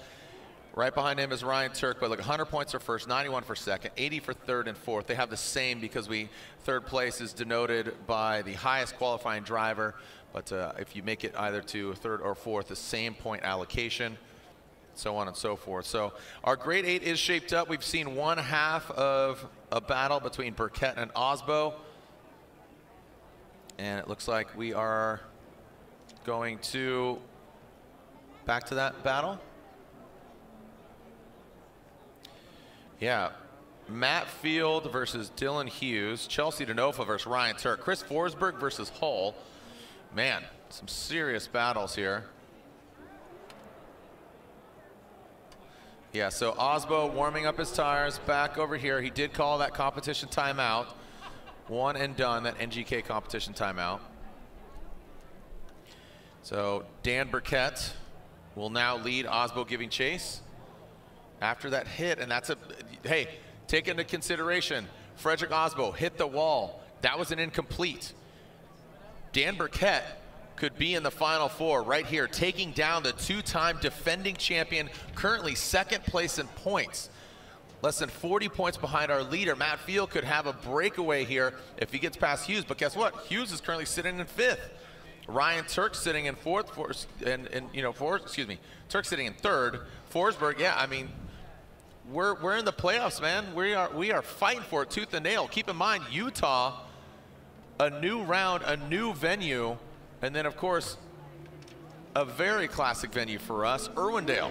Here we go, second half of this battle. Osbo sitting on an incomplete. Dan Burkett can find his first time in the Final Four going against a 2-time defending champion. Dan Burkett, Rad Industries, Gear Wrench, Mark IV, Toyota Supra, coming down to the power alley. Frederick Osbo trying to force a mistake on Dan Burkett, but Dan Burkett keeps the composure against the 2-time champ around that inside clip, and one more outside zone for Dan Burkett to enter into the Final Four against the 2-time champ. Woo! There we go. Wow, you smell that? That is an absolute upset unofficially, allegedly. Allegedly. So you can see Burkett played it really safe on this run. He gets the car to angle here, right at the 1 cone, rides around outside zone 1, gets pretty close to zone 1, doing a good job in the lead. You can see Osbo putting on a lot of pressure in the chase. Car moving around a little bit there as he gets really close. You can see Burkett missing outside zone 2 slightly, getting into outside zone 3 box, but missing the wall. Doing a pretty good job in the lead, though, putting the car where it needs to go, getting over the finish line with angle. He checked all the boxes in the lead position. Wow, this is it. I mean, like I said unofficially, but here it is officially. Dan Burkett taking out Frederick Osbo, second in points. So Dan Burkett enters his first ever Final Four in Formula Drift history. Dan Burkett, the Gear Wrench Rad, and dude, just this adds again to the variety of the podiums we've seen this year. You know, from Ryan Turk to Frederick Osbo. We saw him in Atlanta, right? Gosh, I'm trying to recount here. Obviously Orlando. Hughes in Orlando, right? Hughes in Orlando. In the rain. I'm trying to think who was, and then obviously Travis Reeder. Speaking of Dylan Hughes, here's the Dozer. Fitted in their Momo race suits, ready to throw down, looking good. Matt Field in that Falcon tires. Drift Cave. Burkett currently ranked 16th. Dan Burkett coming into this round. So Matt Field, Dylan Hughes. This should be a fun one. Both these guys spinning some Falcon tires wrapped around Forge Star wheels.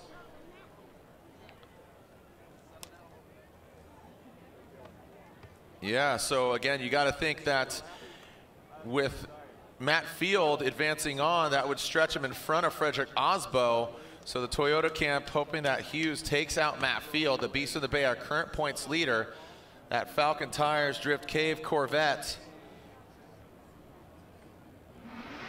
Looks like he just backed up, but then warming him, pulling up to the line. All right, here we go. Matt Field out front. Dylan Hughes in the chase position. The Beast from the Bay versus the Dozer. Field versus Hughes. Let's see how we go into that first outside zone. Matt Field, big angle from him. Keeping it precise, good proximity by Dylan Hughes. Needs to mimic the angle a little bit more concise now in that third outside zone. There goes Hughes diving in on the side of Matt Field. Now transitioning into that final outside zone. Working on it. Oh, look at Hughes going deep there. That overhead view, and again, we all remember, we're in Washington. Your boy is from Snoqualmie, Washington. Talk about Dylan Hughes. So he's definitely got some loudness on his side. Yeah, Dylan has really positioned himself as a very competent chase driver this season. You can see there that he's a little bit lower on angle and line at the beginning of outside zone 1, but then gets really close to Matt Field, matching his line and angle. Did a great job there. Field filled 2, did a great job on 3 as well. And Dylan there just skipped 3, but is staying in proximity. Right here, he gets in a little bit inside, but then backs the car into the zone through the majority of it. So great job there. So you can see Field all the way out to the edge of the line. And then Hughes is keeping proximity, but compromising where he has to maintain that proximity. So a little bit inside on outside zone 2, a little bit inside on outside zone 3, but does a much better job through outside zone 4. So those little compromises are what Matt Field has to eliminate in his chase run. He has to be just as close, but without making those compromises to get the advantage in the chase-to-chase comparison. Here we go, Dylan Hughes out front. Keep in mind, Dylan Hughes sitting 5th in points. Matt Field, as we said, he's got the lead. Dylan Hughes, Royal Purple. Oh, buddy! Wow, Matt Field flirting with the side of that BMW, the Royal Purple O'Reilly Autosports Falcon Tires BMW. Now coming into that power rally, how is Matt Field going to handle this? Into that 3rd outside zone. You can see Field dropping a formation. Big angle there from Dylan Hughes. Coming to that final outside zone. Hughes and Field. Wow. Stomp your feet, Evergreen. The PNW earthquake felt all the way down in the Puget Sound. Field did not give Hughes an inch at initiation the way that, oh my goodness. He inches from the right rear quarter of Hughes' car. Look at Field, right on the same line pretty much. Great proximity all the way around outside zone 1. Field did a much better job of mimicking the line through 2, but didn't fill zone 3 as well as Hughes did. Coming around outside zone 4, Field did pretty much the same job as Hughes did in his chase position around outside zone 4. I think it's going to come down to which driver made the bigger compromises, Jared. And looking at, you know, lead to lead, there may be a fairly similar run from both drivers. I think it's going to come down to the chase position, where one driver I feel made more compromises in that chase position than the other one did. So we're going to see what the other judges have to say here. I don't want to give, you know, too much of my opinion here. Yeah, don't allude too much. But I think that's what it's going to come down to. Chase compromises. All right, here we go. The BC Racing Go for Gold side by side. Again, you get Matt Field leading on the left, Dylan Hughes leading on the right. And what you're looking at here is line and proximity. So how well was the line being adhered to by that chase car? How well was that lead car doing in terms of positioning throughout the course as well? It looked like both lead drivers did pretty well in the majority of the zones, getting their tires to the edge. I think that they both of these drivers understand the importance of putting down a good lead run. Wow, here we go. So slide them left for Field, right for Dylan Hughes. We got a one more time, a Matt Field and a one more time.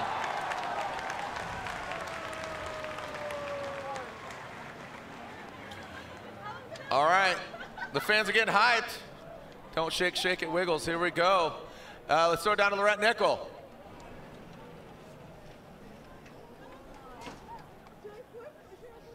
All right, well, we'll catch up with her in a moment. I'm seeing the Rain-X Toyota GR Corolla. And he pulls into, oh, here we go. Oh, man, this is going to be a good one. Denofa and Turk. This should be insano. So, again, Denofa sitting 6th in points. Ryan Turk sitting 3rd in points. Two East Coast kids making a statement here in Seattle. They know each other, have capable machines, aggressive drivers. And here we go, sending cars.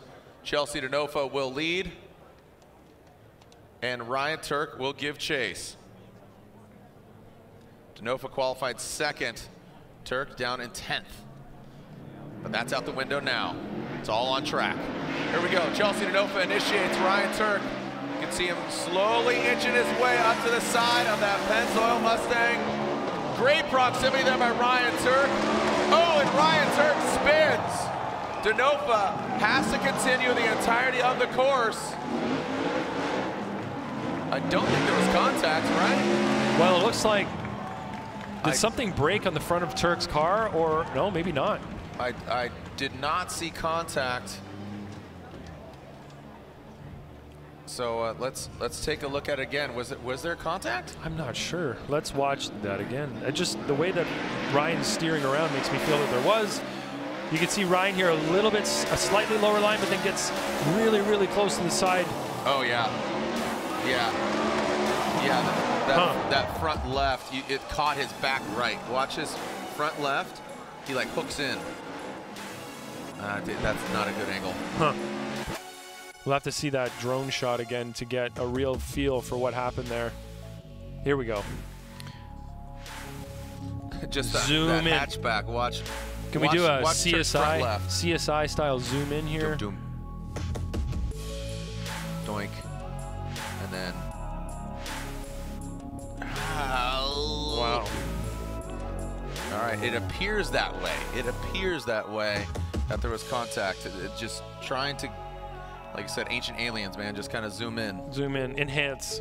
So the important thing here is to note that nothing untoward happened there.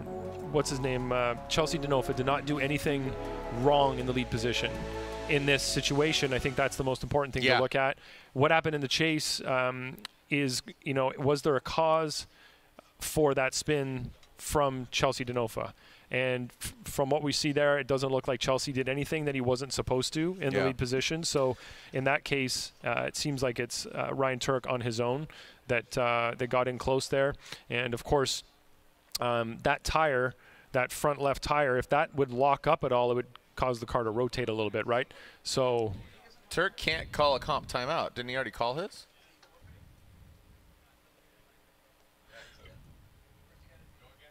So, all right, so he's out. Broken axle. You're out. All right, so we are finding out. So just to your point there, Ryan Lontaine, doesn't matter about the hit, but just polling our online watches, they're saying 88% that Tuerck spun on his own. They think he spun on his own. So that would basically assume that, yeah. So, and we are finding out from his spotter, unfortunately, the axle is broken, finding out from his team. So Ryan Tuerck has to retire. Ryan Tuerck has to retire, so Chelsea DeNofa would get the win. And shaking things up here. So Chelsea DeNofa. So unfortunate turn of events. So these two Rockstar drivers, Frederick Osbo and Ryan Tuerck, are knocked out here in the 8th. And Chelsea DeNofa will advance on to the Final Four. Listen in.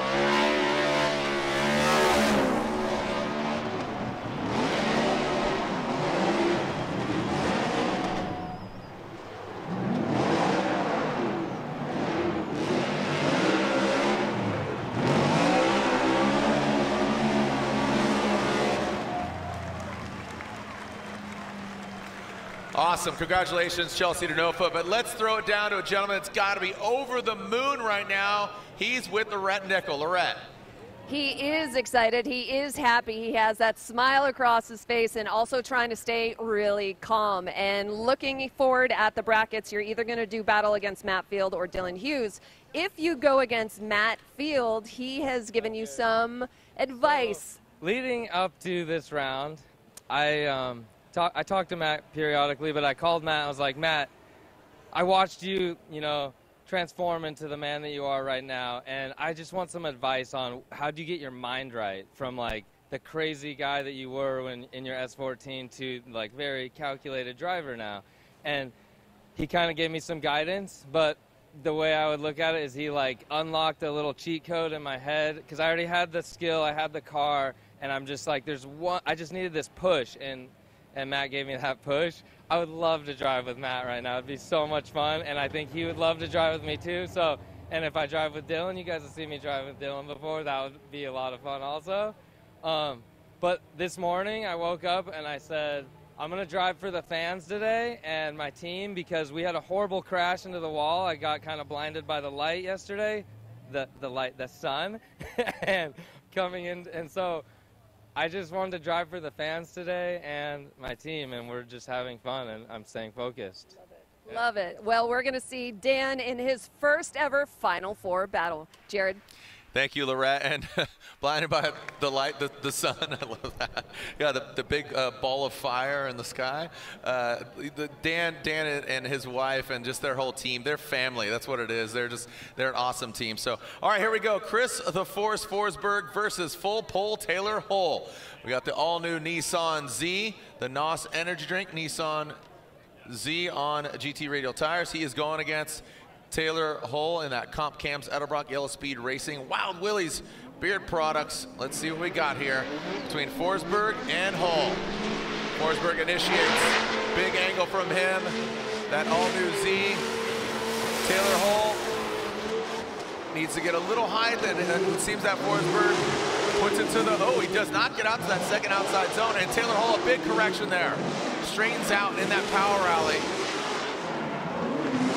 Now comes into that final outside zone. You got to think mental space. You know, where are they at? You know, the sun is setting. They've driven a lot. I mean, we've seen a lot of them more times. What's going through their mind? What's going through their mind? Yeah. Stay close and drive hard. Right. Good initiation. You can see Taylor Hull a little bit lower angle. The line is a little bit lower there as well. He drops even lower here at the end of outside zone 1. Forsberg's doing a great job on outside zone 1. Misses outside zone number 2. And right there, Hull straightens up. He was on a tight line through outside zone 2 area. Forsberg was on a tight line as well, though. So in the chase position there, he made that correction. I don't think anything bad happened from what we see from Forsberg's side of things other than being offline. All right, let's alternate the order here. Taylor Hull will now lead in that Corvette, coming to us from Georgia. Chris Forsberg in the all-new Nissan Z. Taylor Hull through that start chicane, no cones were hit. Getting that eye in the sky view, the bird's eye view. Oh, buddy. Taylor Hull initiates. You see Chris Forsberg get close, has to back off. And now Taylor Hull maintains the height on the bank. Oh, Taylor, looks like Taylor does go one wheel off in that second outside zone. And now in that final outside zone, here goes Taylor Hull. And Forsberg brings it on in. And across the line they go.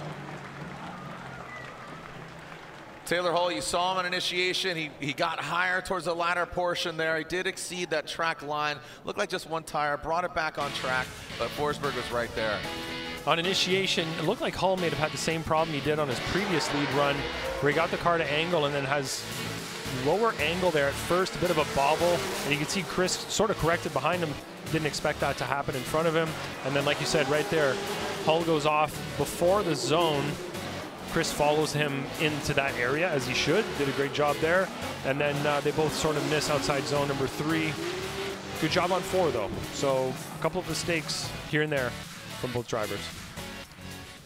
Well, we have already 2 vehicles in the final 4, Dan Burkett and Chelsea Denofa. Neither of them have got the win this year. And there we go. Chris Forsberg gets the win. And he advances on. Chris Forsberg hasn't gotten the win either. So, hey, round of applause for Taylor Hull. Great job there in that Comp Cams Corvette. Lorette Nickel is down with Ryan Turk. Lorette.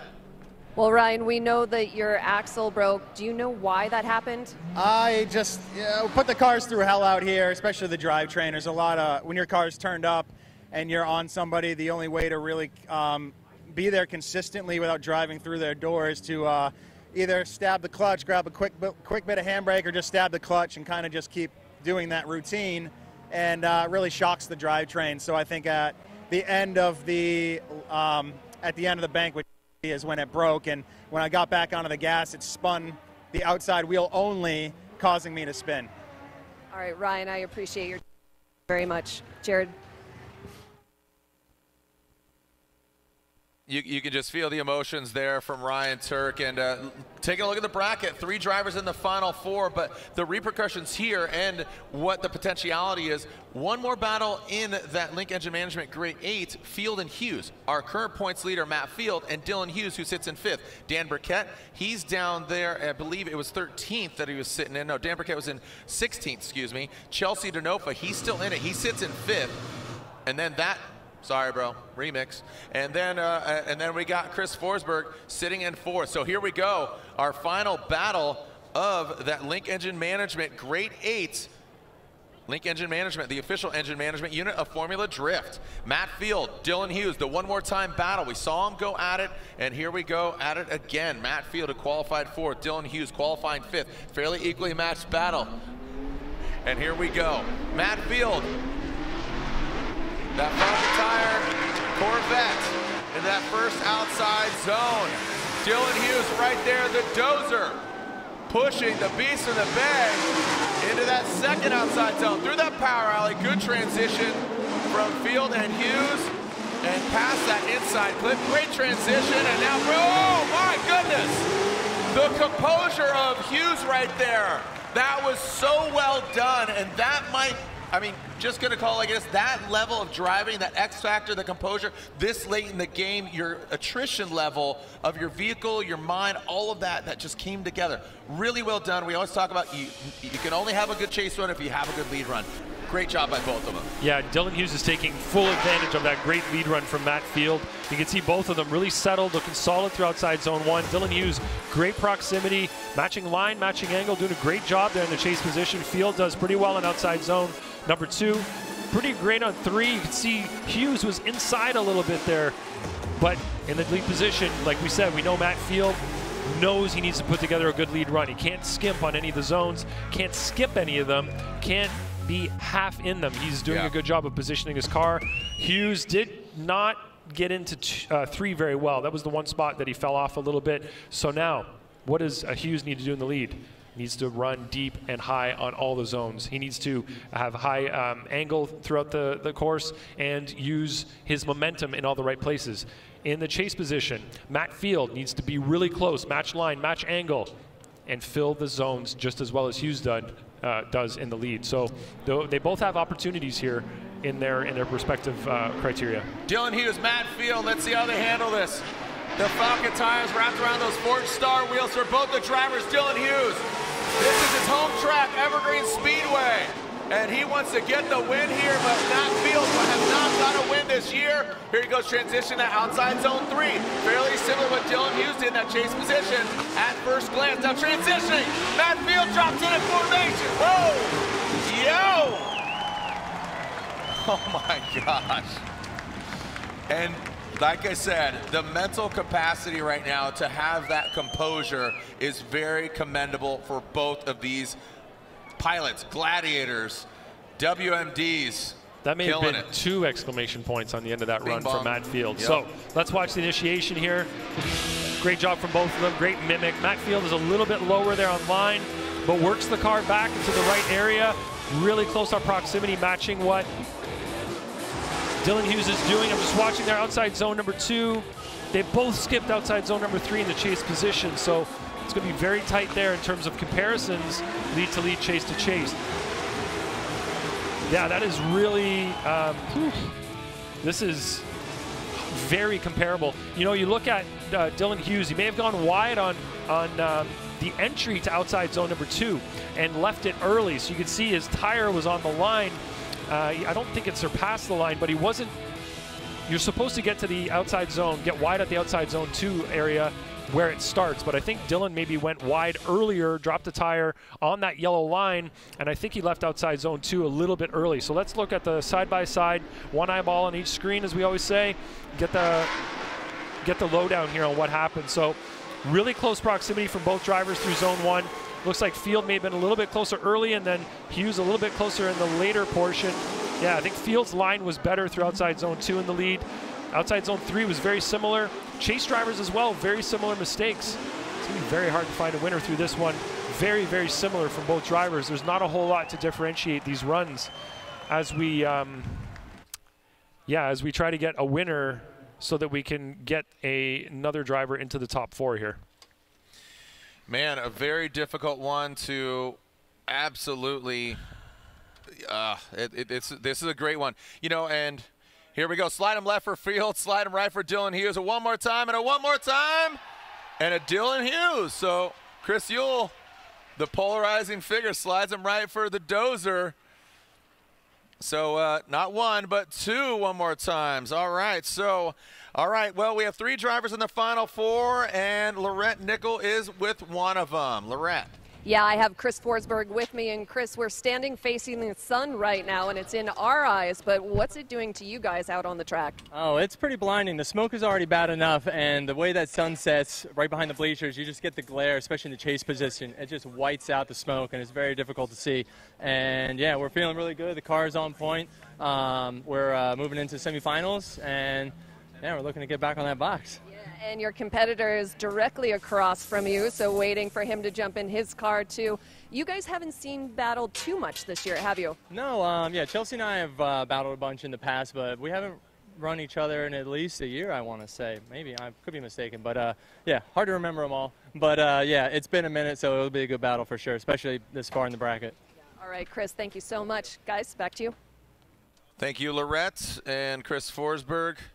Waits to go against Chelsea Denofa, as Lorette just said, and we can't advance on until we, or can we? Are we gonna go on to the other Final Four battle?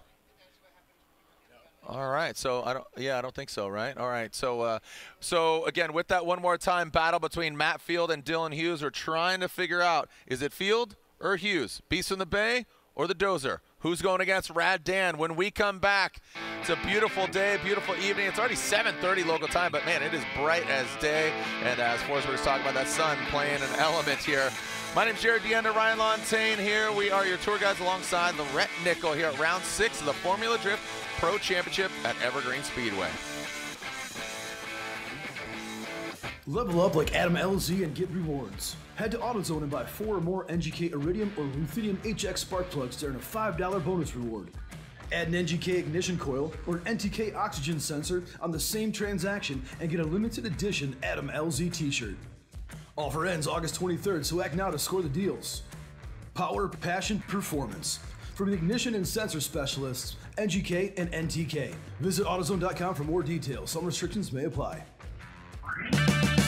At O'Reilly Auto Parts, we know how important it is for your car to look sharp and run well. And we're here to make that as simple as possible. Get all the parts, accessories, and tools you'll need for your next project delivered right to your doorstep. Just place your order online and leave the rest to us. You'll have everything you need at your door with free shipping the very next day. O'Reilly Auto Parts.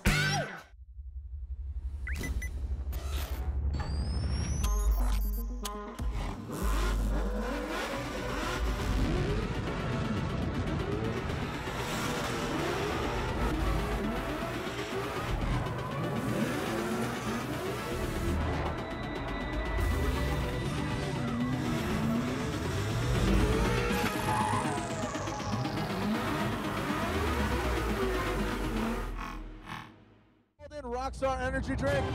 There's Matt Walton, Twin Turbo 350Z. Tanner Fast going through the pace. A solid line here. Great angle. Woo! Good initiation from Dye. Did you see that main flick entry? Just gangster right there. Good job right there by Osmo, but look at Odi Bakchis diving right in on the attack. And positioning now. Ryan Turf really needs to show up. He went off course. Tightens it up to the front flip. As is Freddie. The Norwegian hammer gets sweated by the note. And then he just keeps on going past. And Frederick Osmo fills all that outside zone. That's a right there. Look at it in roll tide. Here we go. Final outside zone line. Pretty straightforward. Outside zone. Frederick Osmo right there. And now bring her on that final flip.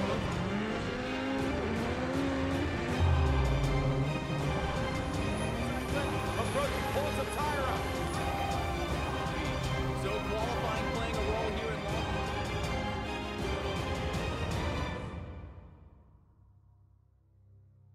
When I'm flying, I put my helmet on, my visor down, my mask up.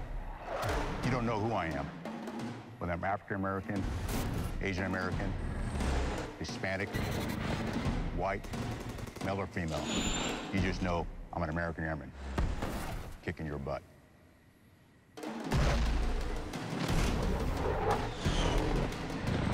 I'm General C.Q. Brown Jr.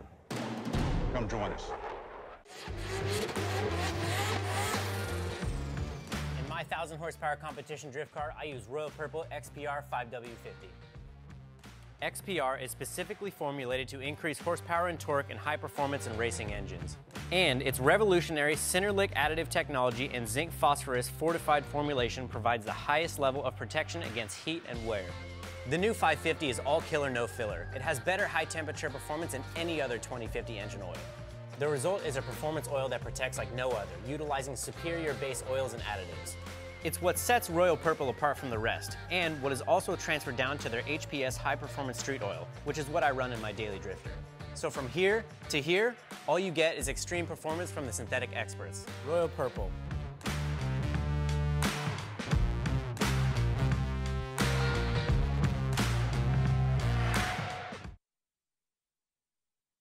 Formula Drift is brought to you by Toyota, let's go places. Royal Purple, the official engine oil of Formula Drift, the synthetic expert. Rockstar, the official energy drink of Formula Drift.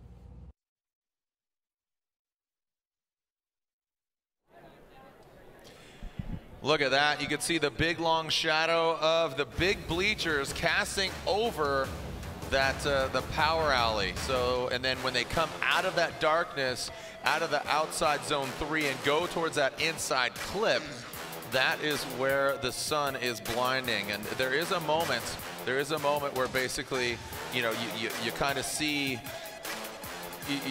there is a moment where the sun goes and it's not going to be blind anymore. We saw that yesterday, actually, with qualifying. That is how it works. As the sun sets, eventually it does go below the horizon. You're mocking me, aren't you? Potentially but at some point, I'm saying it's not a factor. Obviously, the sun eventually will set. Ryan Montagne. Thank you, my Canadian confidant.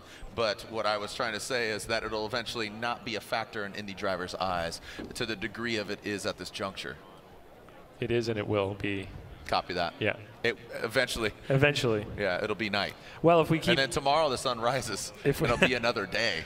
The sun also rises tomorrow, and this is one of the challenges that Can you feel face. the love tonight? Don't interrupt me. This is one of the situations that used to come up. Was it New Jersey Wall Speedway as well? As they would initiate with the smoke, just with the sun just over the trees. At initiation, I believe that was another issue that we used to have there at the right time of day. So things we have to deal with.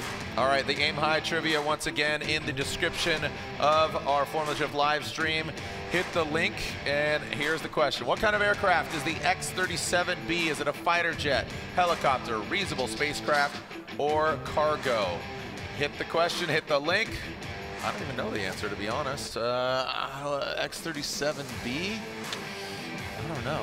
I'm going to think it's a reusable spacecraft. I think it's a spacecraft. That's what I'm thinking. Thank you to United States Air Force for their support. Proud sponsor of Formula Drift. All right.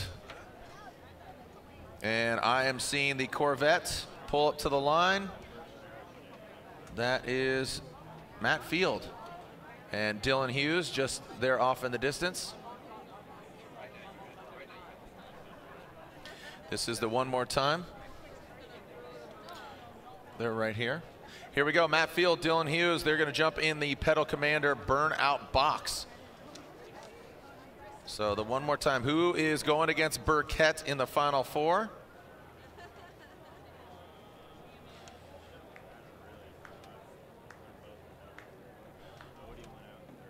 So Matt Field should jump in the burnout box first. And there he is. Go and send him in there.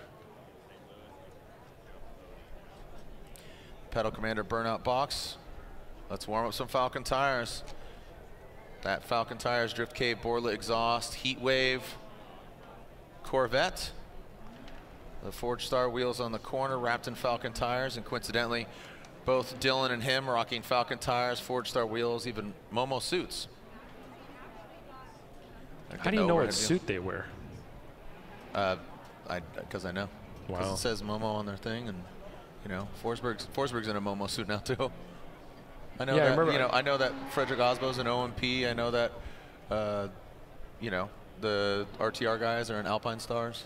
That brain of yours works in a fascinating way, Jared. Yeah. All right, it does. It does. It does. It truly does. Yeah. The memory is incredible. Yeah. The way you stand up here and call off every single driver, car, sponsor, where they're from and all of that during the driver intro. Everybody, I don't know. Tell everybody, do I have notes? I don't know if everybody thinks that Jared has notes when he's doing that, but he just stands here and does it. He just looks at the car. He can't see the sponsors on the cars from here, but he just rambles them all off from memory. Thanks, man. And now you even know what suit they're wearing. Yeah. Do the suits match the shoes, Yes. the brands? Suits match the shoes. Always. Like, you're not wearing Alpine Star suit with Momo booties or anything like that? Traditionally, you'll see, OMP, like Ryan Turk's in Puma, so he has custom race service Top Pumas. and bottom? Top and bottom. Wow. Top to bottom. Do you know of anybody that doesn't have matching? I don't. Okay. I can't make that claim. Testing your yeah, your brain I can't make here. that claim. Who are you wearing? Here we go. let's see who moves on into the Final Four to go against Dan Burkett. Which one of these Falcon Tire drivers? Is it going to be Matt Field, the Beast from the Bay, or Dylan Hughes? Now, we do know that, again, second place, Freddie, Ryan Turk, they will hold second and third, but the gap and the difference, where does Forsberg land? Where does Hughes land? Where will Matt Field land? TBD. And where will Chelsea Denofa land? Because he's over there as well. So Denofa, here we go. Let's find out. Denofa, again, he sits in 6th, just outside. And here we go. Let's send it. Matt Field, Dylan Hughes, the Dozer, the Beast of the Bay, gets the jump. Another one more time battle. Shimmy shake into that big outside zone. We've seen some amazing driving so far. And look at that, the Vortex Supercharged Corvette of Matt Field comes on in. This is Dylan Hughes' house. He grew up cutting his teeth here and burning up tires. That sun coming into play, shining a light on him. It's that final outside zone. And Dylan Hughes gets into formation, gets deep, the 129. The Brozer Dozer, that is Dylan Hughes, chasing down the Beast from the Bay, Matt Field. What do you think, Lantagne? All right, from our favorite viewpoint, watching these drivers drive up to initiation, get to initiation. It looked like Hughes had a little bit of an avoidance there. Doesn't affect him though. He gets online, gets right to the side of Matt Field in the lead position. Coming into outside zone number 2. Good job from Field, and good job from Field in 3. It looks like Dylan is not quite as deep in both of those zones, but he is there making an effort. I think it's better than 3 was better than the previous battle that we had where he missed 3 altogether. So he did a better job there. Could have been slightly deeper to match what Matt was doing, but again, better than the previous battle in terms of the infield area. All right, here we go with the second half of this battle. Dylan Hughes, again, for another one more time. So 2 one more times. We've seen quite a few, and again, just all about that, not only the physical and the mechanical attrition, but just the mental wherewithal to stick with it and grind away here with your own man versus machine and synchronicity, and going against another man and machine versus the track. Here we go, Dylan Hughes. Whoa! Matt Field jumps to the side of, oh no! Matt Field spins and Dylan Hughes continues on. He does need to continue. And if he finishes it out, Dylan Hughes is going to the Final Four. Comes around, oh, buddy. Ryan, the question lies here, why does he spin? And I have an idea. These guys are burning through tires. They are going maximum speed, the wheel speed, they're burning through them. This is a very abrasive track. You're playing chess when you have your tires that you want to stay under you through the entire track. Your thoughts? Yeah, let's look to see if there was anything from Dylan in the lead that would have caused that, or if that was strictly Matt on his own.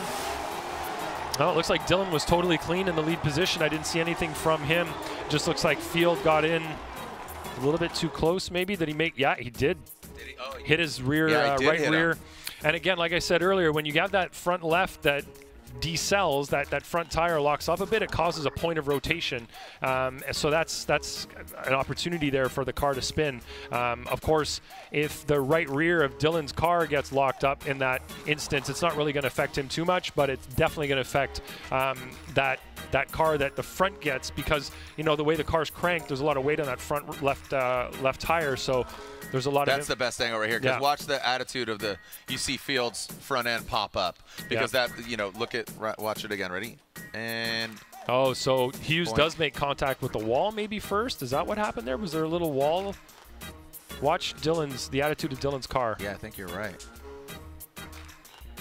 right there. Yeah, you see the trunk kind of bulge up. So little wall tap from him, but you don't really see a perturbation in the car so much. So let's watch it from the sky again and really look at the forward movement of Dylan's car. Yeah, you can see that little shimmy there, and that was all it took to get the back of Dylan's car into the front of Matt's car in that instance. Yeah, again, with that naked eye, you know, it looked like he just spun, and that would have been really weird. But just that slight little glance,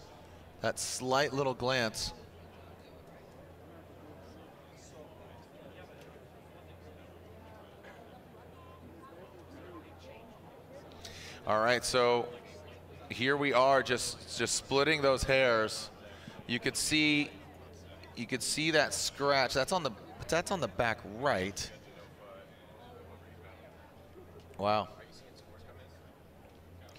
So Dylan Hughes, Matt Field. Again, there was contact. There was contact. You could see that back left corner. So here's another good angle here. So Dylan. See him. Yeah. Oh, yeah. Oh, yeah. Look at that. And Field goes into the wall, So Field too. is a mere foot away from Dylan. What is Field to do in that position? You know? Yeah, this fault is the fault. Whoever's deemed at fault here, and this might be. And there it is. So Dylan getting into the wall. Yeah, let us explain this. As a chase driver that is that close at 70, whatever, 65 miles per hour, that lead driver hitting the wall, I think Dylan's wheel actually hit the wall. So that is going to change. Dylan's momentum. It's going to change his forward pace. And in the chase position, Matt Field, he's very, very close. There is nowhere for Matt Field to go in that position, in that situation. And of course, he's going to make contact with Dylan, and that's what caused Matt Field to spin. So the lead driver, we have told the lead drivers. I think this is really telling. Yeah, we told the lead drivers we don't want them to use the wall as a bumper to keep them on the track. And you can see Dylan goes so deep here that it straightens his car out just a little bit. And Matt Field in a chase position is very, very close on throttle. Matt Field cannot lift off throttle there quickly enough because it happens so fast that as he's following Dylan gets into the wall. Where's Matt to go in that situation? So that's why the call was made that way. You have to put a lot of responsibility on that lead driver. The lead driver is supposed to not get into the wall deep like that. All right, so Matt Field advances on, and the hometown crowd obviously supporting. There's Snoqualmie, Washington's own Dylan Hughes. A great effort, but getting in the wall after two one more times. Let's go to the other side of the Final Four bracket. We got 4 drivers in the Final Four. Hey, round of applause for your driver, Dylan Hughes.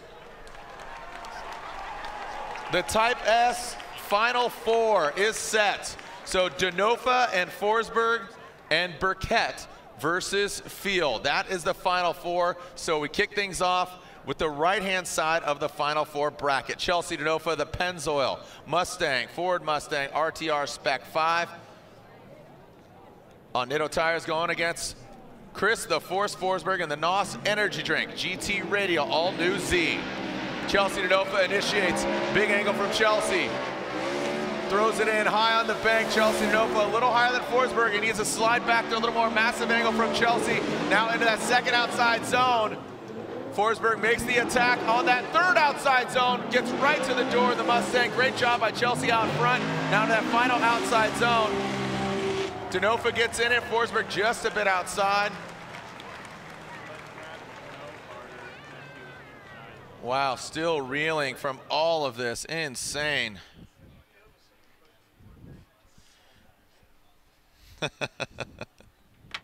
All right, so here we go. Let's take a look at this. What do we Something got? funny, Jared? Very funny. All right, as we run up to initiation, looking at where both cars are positioned, good initiation from both Forsberg is lower than Denofa there. Forsberg is still lower than Denofa. A little bit of a bobble there from Forsberg in the chase. Doesn't really get himself positioned fully up to the wall as we'd like him to be in the chase position. Chelsea's doing a great job in the lead. Forsberg misses zone 2 and 3 in the chase position. So that's going to be a little bit of a detriment to Chris there, and it's going to give Chelsea an opportunity when he goes into the chase position to better in that area as he chases Forsberg. All right, now Forsberg will lead Denofa, giving chase. The winner going to the finals. Denofa qualifying second, and Burkett qualifying 32nd. So I believe Chelsea Denofa is guaranteed a podium.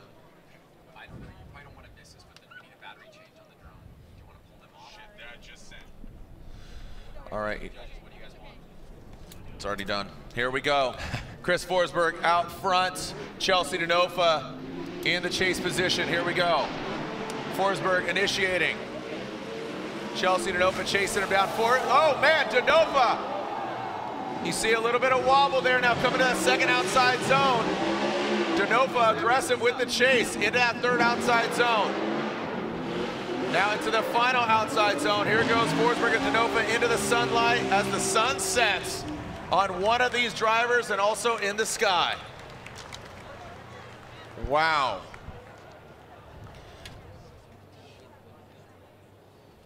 Let's check the cameras. Let's roll it back. All right, this is an important one to watch here. Looking at where Chelsea is compared to Forsberg, looks like Chelsea's a little bit higher than Forsberg was on his chase. Forsberg, that was a little bobble from him, and then followed by one from Chelsea. Chelsea got into the side of Forsberg, it looks like right there. So we're gonna have to look at what was happening in that situation. Was it caused by Forsberg, or was it Chelsea being a little overzealous in that area? Hard to tell quickly there, but let's watch it again. Watching as they come through on this camera. Wow, look at that, just dragging the bumper around outside zone 1. A lot of rubber particulate flying up there, Jared. All right, so from the different view here, yeah, Chelsea definitely, was that a wheel-to-wheel contact there? Sort of looked like the way Chelsea's car moved as he got into the side of Forsberg's car. Yeah, so again, taking a look at this, you know, thinking about just the results of Long Beach, you know, you had Turk, Atlanta, so yeah, go ahead, just elaborate. We're looking again here. Looking again at the forward motion of both cars, making sure that there was nothing. Yeah, looks like Chelsea was just being aggressive there. It threw him off quite a bit going through the infield area, and he missed outside zone 3. Made some pretty big errors due to that in that area.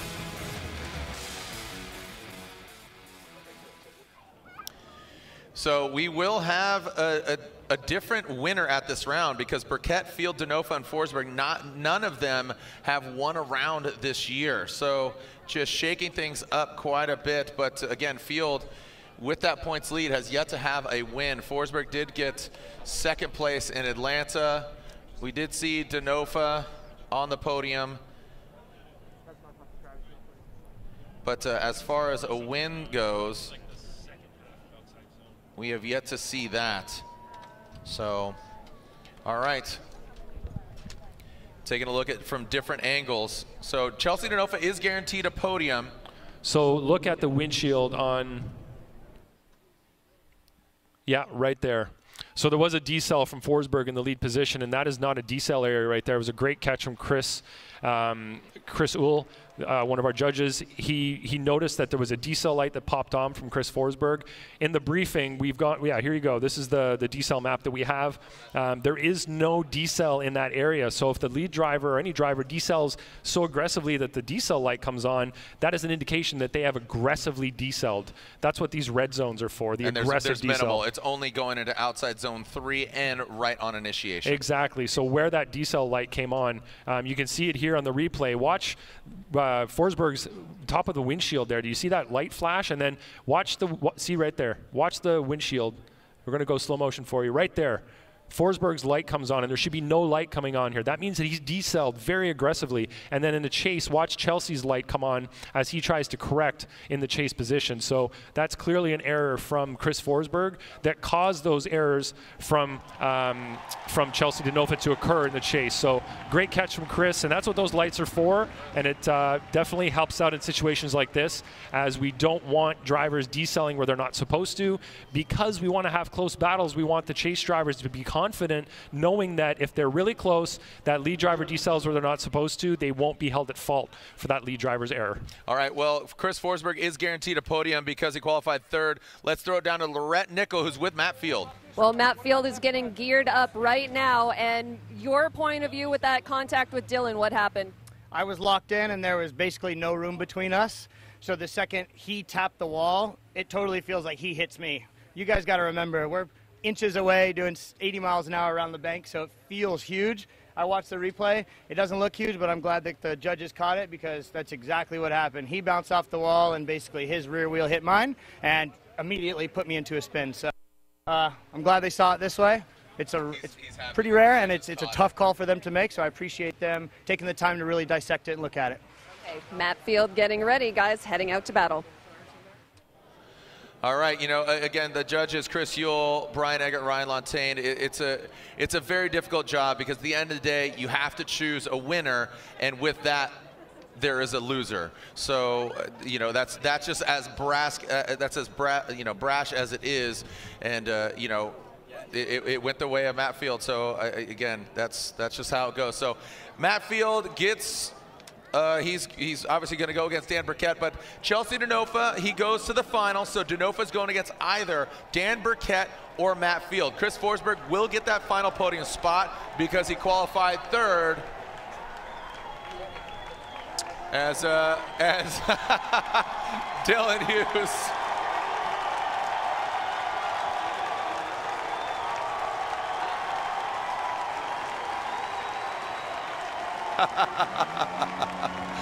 That's Dylan Hughes down here against Snoqualmie, Washington's own. The Dozer out here just having some fun. And again, him and Travis Reeder, this is their home track.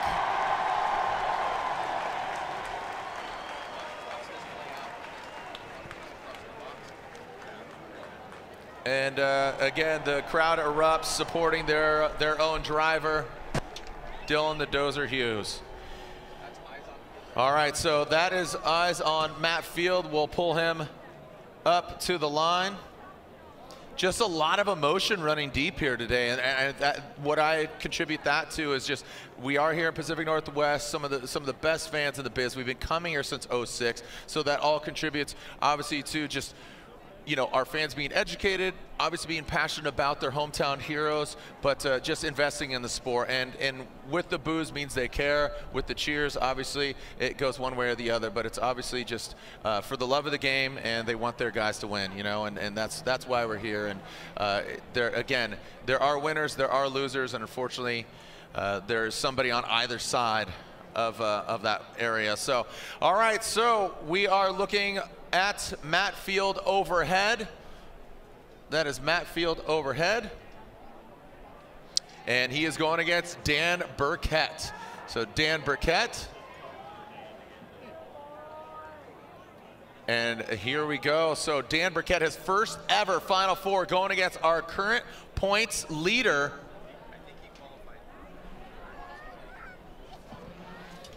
All right. And we are, again, going into it. They're pulling out of that Pedal Commander burnout box. Or actually going into it, excuse me.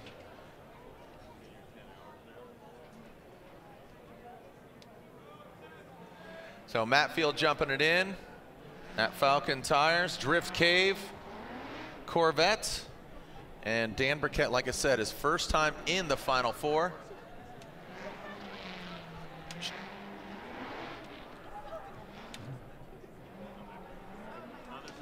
All right, so Denofa's in.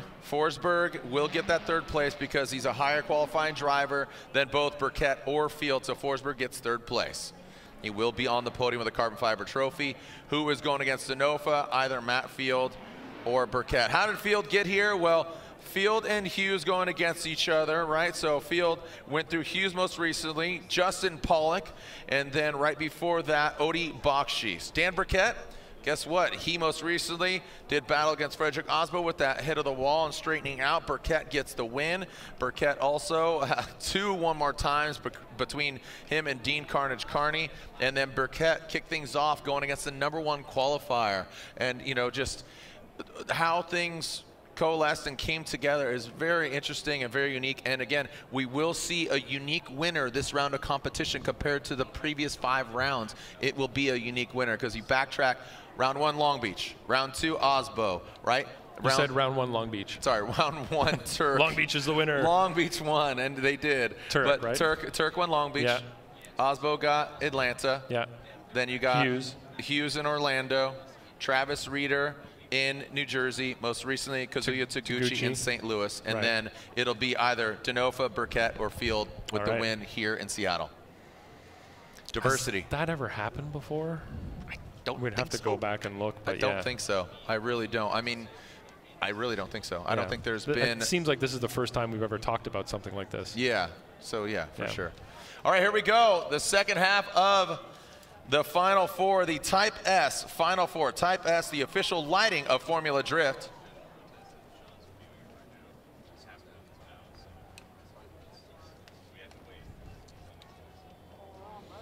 All right, Matt Field is on the line with Dan Burkett. Yeah. So, yeah, in regards to Matt Field backing off, Dan Burkett backing off, what's the scenario right here, Ryan Lantain? So there's a protest coming in from one of the teams of a previous battle, and that protest is coming in from Dylan Hughes.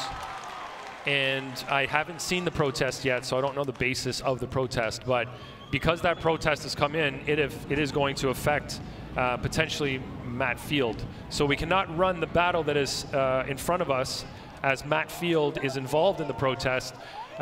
So a protest is filed when they believe, the team believes that there's something untoward that happened on the run that we missed, something that should have been considered, and if we deem it to be a valid protest, we will take the protest and then we will investigate.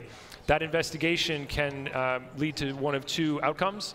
Either we will uphold the call that was made, or we can overturn that call based on new evidence. So that is what's going to occur now, and the reason we have to back Matt Field off is that if something happened where it got overturned, Matt Field would no longer be running in this battle. So that's why we have to pause right now. Both drivers have already done their burnouts, so their tires are all hot and ready to go.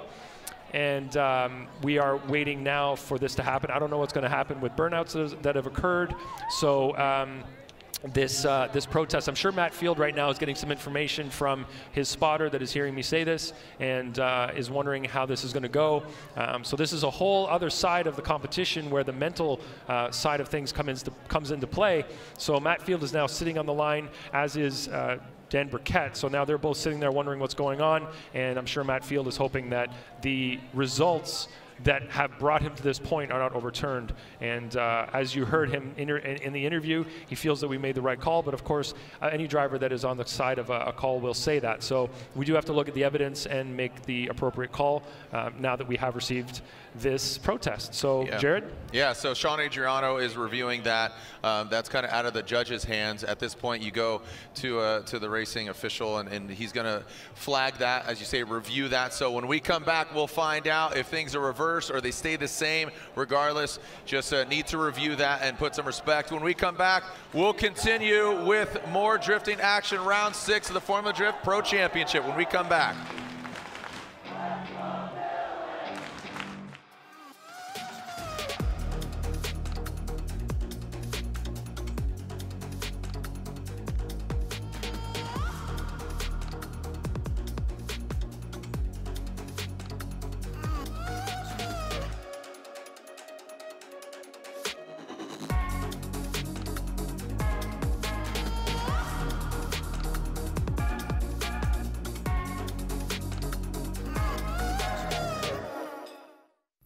For those who don't settle when others do, who will give everything but won't give up.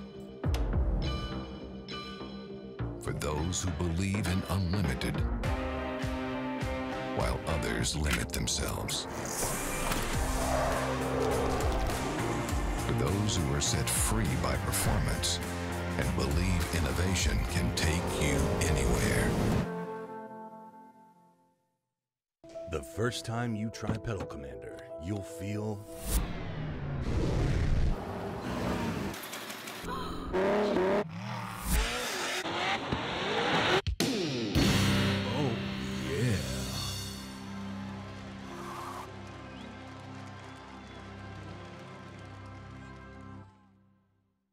Rockstar Energy Drink. This is Matt Walton, the Twin Turbo 350Z. Tanner Fast going through the paces. Solid line here. Great angle. Woo! Good initiation from Dye. Did you see that main flip entry? Just gangster right there. Good job right there by Osmo, but look at Odi Bakchis diving right in on the attack. Positioning now. Ryan Search really needs to show up. He went off course. Tightens it up to the front flip, as is Freddie. The Norwegian hammer gets sweated by Denofa. And then he just keeps on going past. And Frederick Osmo fills all that outside zone. Michael Lesser right there. Look at him roll tide. Here we go. Final outside zone line. Pretty straightforward. Outside zone. Frederick Osmo right there. And now bring around that final flip.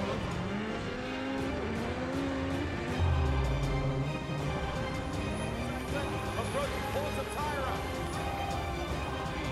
So qualifying playing a role here in Long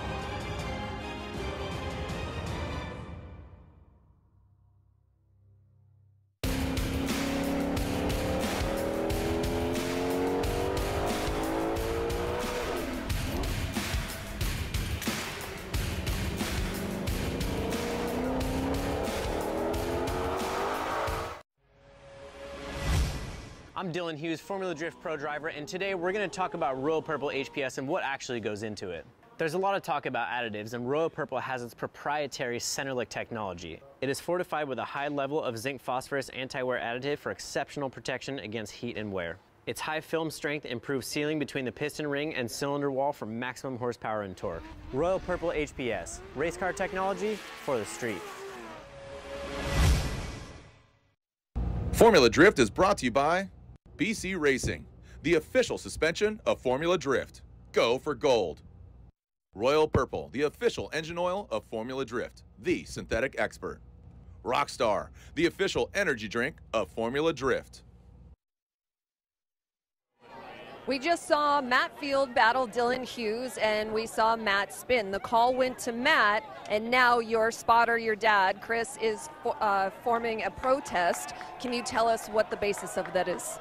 So it sounds like, I mean, honestly, I haven't even really seen it yet, but it sounds like they were talking about Matt was spinning before. What I did didn't affect him, right? So that's kind of what we're thinking. But like I said, they're going up there and talking about it right now. But honestly, like, can we just talk about how fun that was? Like, that was the sickest couple of battles. Like running each other's doors for the 2 One More Time battles was absolutely epic. So, like, honestly, whatever happens, like, I'm still super stoked, and I rode the 110 out there literally for no reason, just to go, and I don't know why, but it seemed like the right thing to do at the time, and I don't know, I'm just stoked. If it goes our way, great, and if it doesn't, then I still had a great time. So either way, I'm just out here having fun. Love the PNW. Thank you to the Washington fans, and thanks everyone for watching, and hope you guys enjoyed the show, because that was a blast inside the car. Yeah, and how happy are you with your driving? Because all of the fans in the crowd, you can hear them. We're pretty far away from them, but they are getting loud for you. So how happy are you with your driving? I just love it. That's what we're here for. We're here to put on a show for everybody and make sure everybody feels like they're getting their money's worth out of their tickets. So I appreciate everybody coming out again, and I feel like my driving is getting to the next level. We just went 2 One More Times with the points leader, and we're sitting still in 5th right now. As far as I know, whatever happens, I don't know. We might move up or down or whatever, but yeah, stoked on my driving, stoked on the car, stoked on the crew this weekend. We did like a nice little kickflip with the car earlier, and that was interesting. So, yeah, I don't know. I got nothing to be bummed about. I'm stoked. So, yeah, it's all good. Dylan Hughes, thank you so much. Jared, back to you. Thank you so much, Lorette. And again, the fans absolutely erupting for Dylan Hughes. And, you know, and again, you know, talking to both Dylan Hughes and Matt, that seems to be the attitude, you know, just like put on a good show, have good driving. They're all excited. So you and the judges, Ryan Lontaine, elaborate on what the protest was and what you analyzed and what the verdict is. Yes, the protest stated that at initiation, Matt Field touched the, so his front left tire touched the side of Dylan's car, which caused Dylan to go a little bit wide, and that's what put Dylan into the wall. Now, upon reviewing the replay, we did see that there is potential. We can't prove that Matt Field did touch the side of Dylan's car, but it is fair to say that that is possible. So we said, okay, there is the possibility that Field did touch the side of Dylan's car. So then we looked at the drone view from overhead, and we noticed that Dylan was on the brakes before, right after initiation, Dylan got on the brakes. So he's definitely on throttle. So you can probably see it from this view. Dylan's on the throttle, yes, but he's also left foot braking at that time, just before Matt Field makes contact.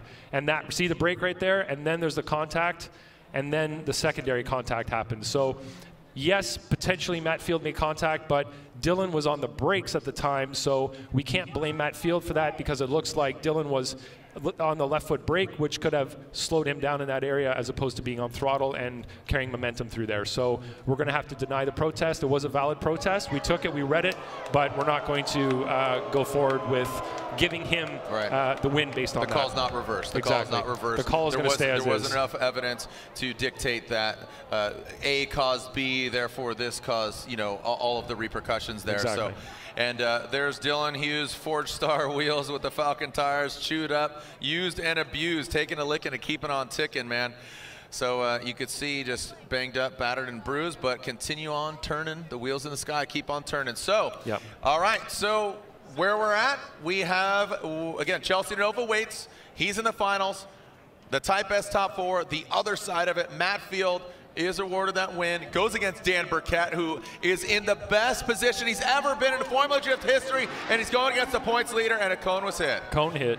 So that'll be strike one, 3 strikes and you're out. So cone was hit by Matt Field. Remember I was talking about the sun going down and not being a factor? See, going from outside zone 3 into that inside clip, the sun doesn't seem to be as violent, but that is TBD when they come through. So let's re-rack them. A cone was hit. As predicted by Jared, the sun did set tonight. It did. You know what? They call me Nostradamus. Nostradamus is what they call me. Nostradamus. All right, you can tell the pressure these drivers are on right now. We haven't had one cone hit all night, all day, and now we're getting to this level of competition, and Field made that error by tapping the cone right there. It is a strike, so like you said, the third strike would be considered an incomplete. That is strike number 1. Other strikes are jumping the light or parking on the light, so Field needs to be clean through the chicane for this to be a clean run. Looks like a clean start. Here we go, Matt Field, Dan Burkett in the Type S top 4. Matt Field, our current points leader, going to Dan Burkett in his best finish. Can he better it even now here in Seattle? Matt Field has second outside zone, now coming into the third. Both of them fairly equally matched right now. Again, the Supra chasing down the Beast of the Bay, Rad Dan. And guess what? Dan Burkett was talking about that. He says, you know what? Matt helped me out. He says he unlocked a cheat code. I'd love to drive with Matt, and that's where he's at. This is a great position for both these guys to just find that secret sauce and just lather it all up on those tires, man. Yeah, so we did see a couple of G-cell lights come on in this run, and I'm going to try to point them out as we're going through. Field's doing a great job in outside zone 1. Look how great Burkett's doing in the chase. He's mimicking the line. Looks solid right there. You can see Burkett's D-cell light come on as he avoids Field there. Field does great on outside zone 2. Decent job on 3. Right in that area there, Field D-cell light came on, but it's a D-cell zone, so that's totally legit. And then as they come through outside zone 4, right there, Dan Burkett stayed with him, and it looked awesome. Now, Field's D-cell light did blink on just before outside zone 4, but it looked like everything was smooth. Burkett was in proximity, but not close enough that it affected him, and they flowed through no problem. Do you think because the D-cell lights haven't been a large issue kind of up until later, do you think the condition of the track is cooling down because, you know, the sun is setting, the sun's not directly on it? Yeah, that is potentially what it is as well. And, you know, it's something that we have been paying attention to, but it's only coming into play later on in the competition here. And it was very painfully obvious in St. Louis. Remember when the sun set? I mean, it was just night and day, literally and figuratively, meaning just the track condition on how the cars gripped up and couldn't slide out in certain areas. Here we go. All right, so Dan Burkett out front, Rad Industries, Gear Wrench, Toyota Supra, GT Radials initiates. Matt Field right there, chasing him down into that big outside zone. Matt Field trying to get the victory, but Dan Burkett delivering into that third outside zone. Lick the stamp and send it, baby. as Dan Burkett brings it into that final outside zone, and Matt Field, he's right there. Do we have a victor? Who's going against Denofa in the finals?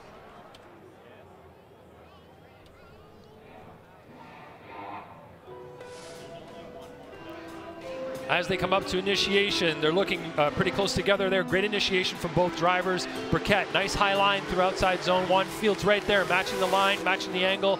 A little bit of movement from both cars, but overall looking really solid in the lead and chase positions. Burkett, good job on 2, a little off of 3, and Fields following him exactly where he needs to go. Coming through inside clip 1, decent job from Field in the chase position there, and he gets himself in the right in the pocket there through outside zone 4 as well.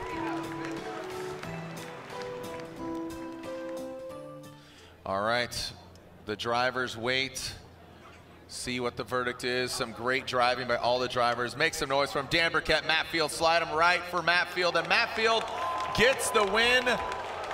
Your points leader. And Lontaine, your reasoning there, Dan Burkett, Matt Field, the refinements that took him to that win. But hey, round of applause for Dan Burkett, but your elaboration, please. Yeah, it just looked like Field did a better job in the chase position. The leads were pretty solid, both of them, but I just felt like Field had a better chase there, and he just positioned his car better. Did better on the zones as well. Just filled zone 2 and 3 in a more complete manner. Yeah, so the emotions running deep here amongst our PNW crowd, and Matt Field going against Chelsea Denofa.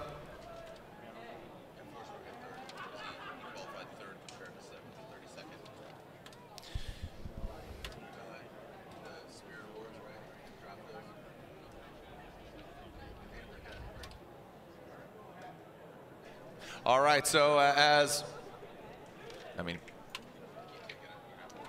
okay, so it looks like Matt Field, you can see already throwing some fresh Falcon tire rubber, getting that thing aligned, getting it tight and right. And Lorette Nickel, always doing a good job. Lorette Nickel down there, she is with Matt Field, I believe. Yeah, I have Matt right here, and unbuttoning, getting out of his car. Matt, thank you so much for your time. Great battle with Dan there. That was wild. Yeah. Dan is on fire. He really is. So everything moving forward, how excited are you? How good are you feeling? I'm feeling dialed in. I'm feeling like I'm doing everything that I need to do to win these battles. I'm happy that I got a lot of practice with Dylan, because that was all. That was everything. That was 10 out of 10. So onward to the finals. Yeah. Matt, thank you so much, guys. There you go. So Matt Field gets the win, and he is moving on. He's guaranteed at minimum second place. He's going for first. And you could see, again, Field and Denofa in the finals. Another Mustang Corvette battle here. And we have, again, our finals are here. Chris Forsberg gets third place. Remember, tune in for round 7 and 8. 7 and 8, here is our championship history over the years from 04. There's a name on there that, you know, Matt Field is building a case to have a shot at this championship. You know, and also think about Denofa, where Denofa's at, because he came in 6th in points. Dylan Hughes was 5th in points, Chris Forsberg 4th. Turk and Osbo go out a little earlier than Hughes and Forsberg. And he will increase his lead by 60 points. So that is pretty massive, with number 2 and 3, Osbo and Turk, going out in the grade 8.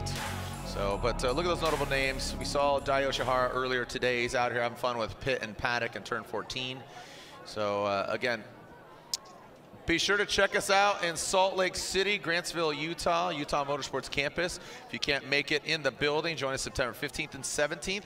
And that will also be a Pro Spec round. The final round will have a Pro Spec champion being crowned there. And then, of course, the finale, it's a pro round only. October 14th, 15th, a 19th champion ever. When we come back, those two gentlemen, Matt Field, Chelsea Denofa, one in a Vet, one in a Mustang, one on Falcons, one on Nittos. who's going to come out on top. Regardless, it's going to be a different winner for each of the 6 rounds so far. Who's it going to be, Field or Denofa? When we come back, the throwdown, round 6 of the Formula Drift Pro Championship. We're going to send it here in Monroe. Wild in the mall, help us tell the GR story. You're right. We need more cars.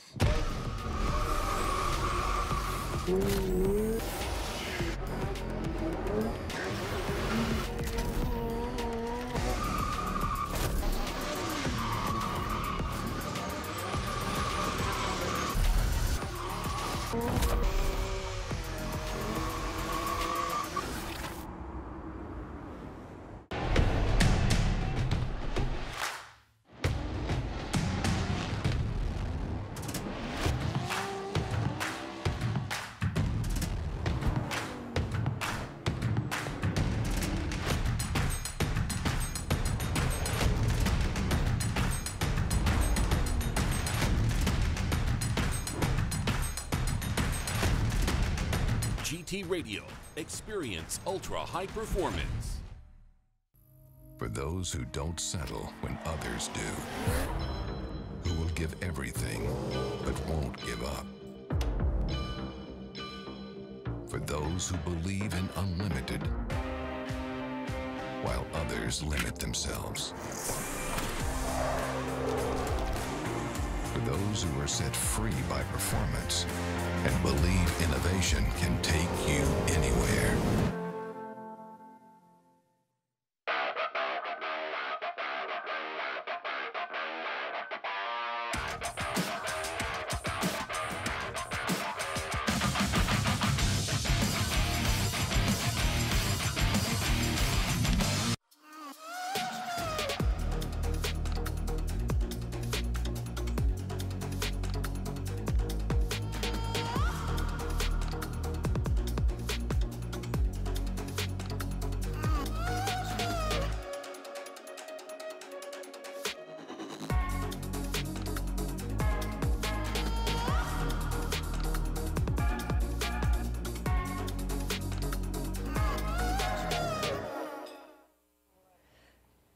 The final battle is set between Matt Field and Chelsea Denofa, and the attitude down here is one of having fun.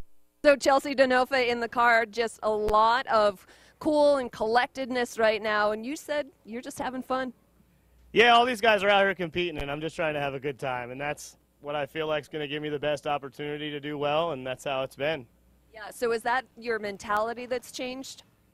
Yeah, honestly, I just, I feel like if I go out there and do my best and have a good time, it doesn't matter how it ends up. And I'm happy with my driving, and my team's having a good time, and we just keep advancing that way and have some fun, Love it. So round number 5, we've had 5 different winners. You are looking for your first win, so how do you get to that top spot? I mean, I'm just having fun. Yeah. However it ends up, it ends up. I feel like I'm one of the best dudes out here. A bunch of these other dudes are rippers, so if I go out there and have fun, that's my best odds, and that's what we're doing. Okay. Chelsea, thank you so much. Again, the team surrounding Chelsea Denofa, his lovely wife, Chelsea, down here, and yeah, that is the theme, guys, just having fun.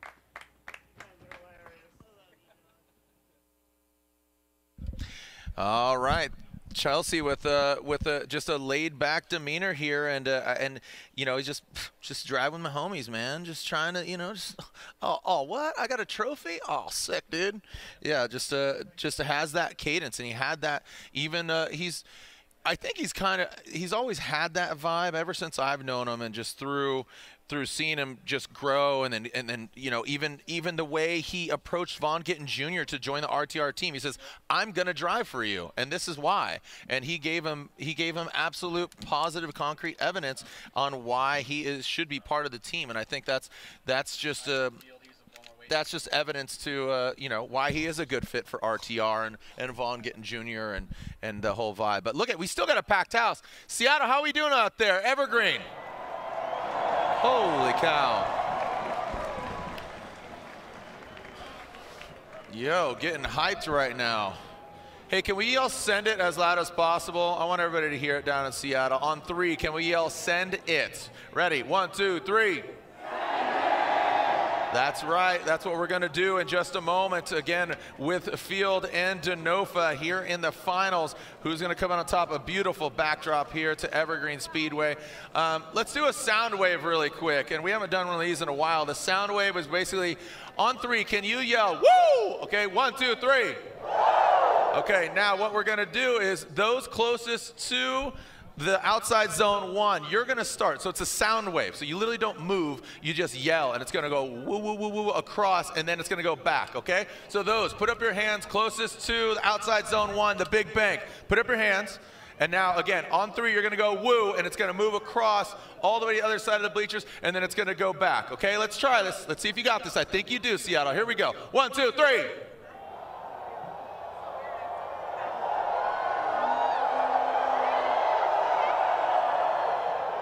Now send it back, send it back, send it back.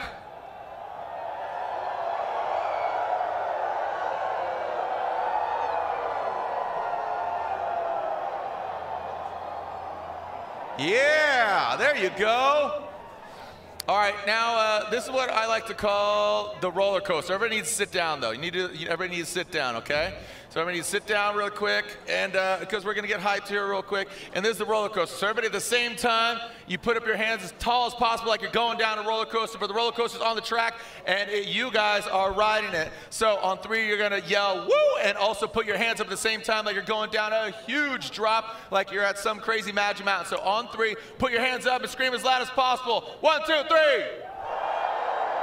And there you go. You just did the roller coaster, the sound wave, traditional wave. Anything else? And you got any other waves? Is there a Canadian wave, Ryan Lantain? No. They just go sorry. Sorry. Oh, there's an airplane going out there. We got the airplanes going. The wave. Yeah, there's the Canadian wave, the proper screw in the light bulb wave. There it is. that is the proper one there, as my Canadian confidant, Ryan Lantain. And we are getting ready in just moments. Again, fresh rubber out back, fresh fuel in the tank, and we are ready to send it in just moments. So as we are getting hyped, and there is Chelsea Denofa. The Type S lights are on.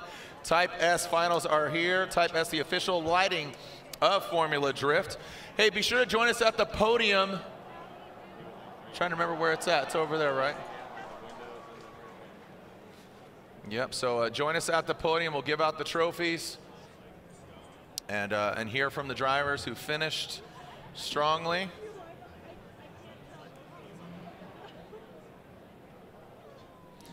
And remember, join us, Utah, either in the building or online. A brand new venue for us, Utah Motorsports Campus. And then Irwindale.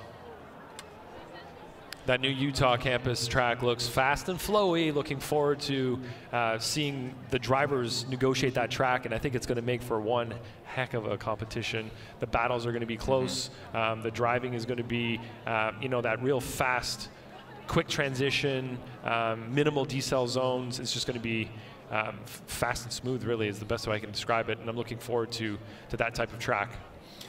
Yep, well, yeah, and that's what I've heard. I've heard rumors of it being the fastest track in the Formula Drift Championship. So just give you any reason to tune in.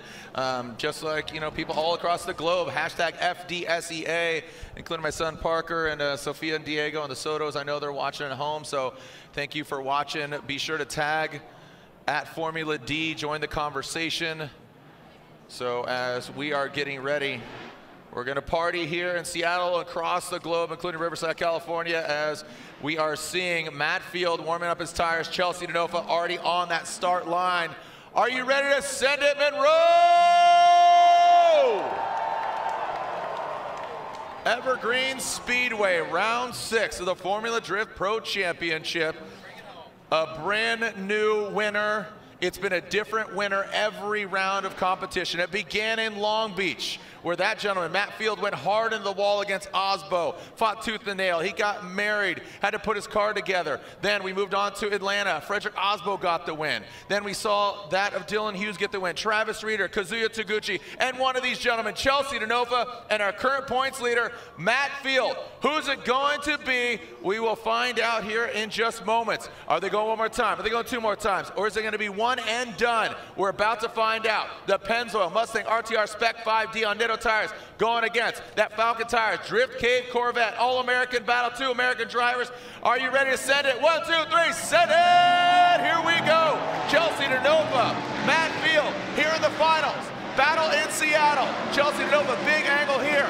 Massive angle. Matt Field trying to catch up. About a car length back. Big smoke coming out those Nitto tires. Matt Field applying the pressure in that second outside zone. The purple Type S lights. Matt Field narrowly gets past. Was there contact? Yes. Once, twice, 3 times for sure.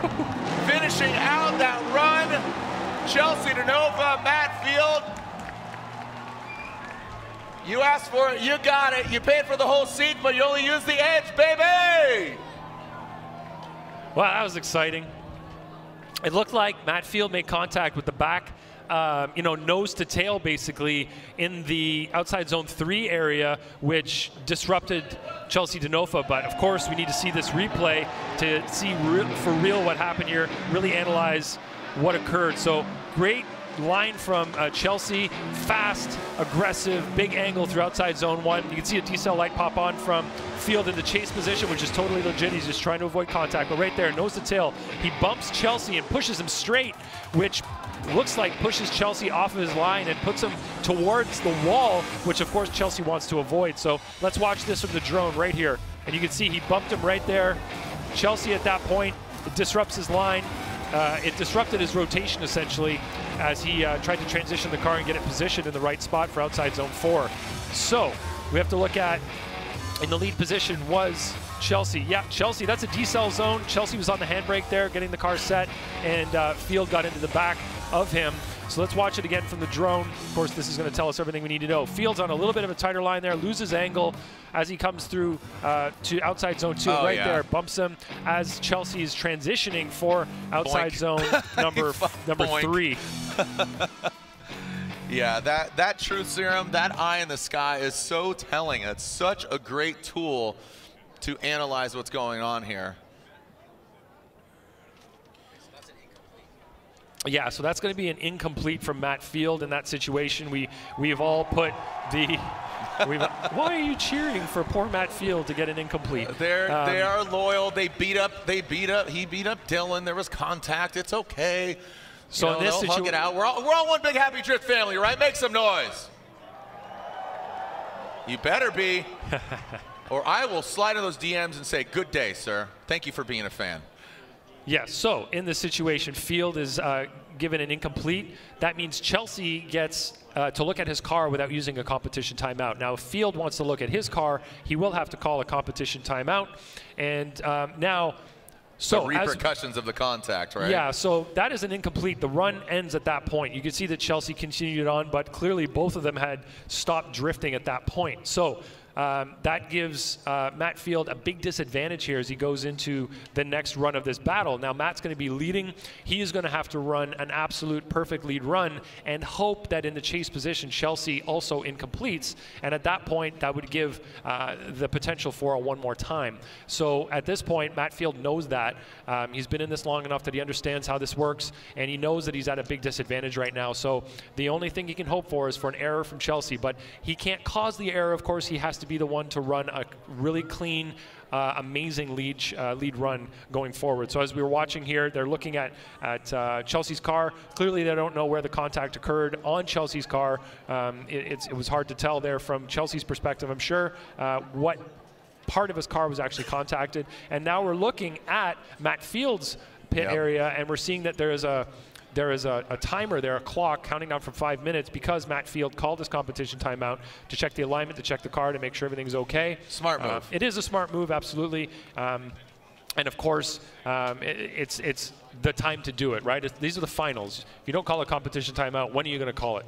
So this is a safe thing to do for Matt Field. Check everything, make sure everything's perfect, make some adjustments if needed at this point. And surprisingly enough, he still has his competition timeout. Yeah. Just after all those battles, Field going, 2 one more times against Hughes. He went against JTP.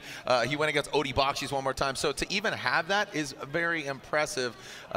Just taking a look at that. So speaking of the NGK competition timeout, what is this talk all about high ignitability? Well, high ignitability is the ability of a spark plug to maximize maximize combustion efficiency for the most complete fuel burn, and NGK is leading the way. Modern engines demand simultaneous precision and durability to achieve uncompromised performance.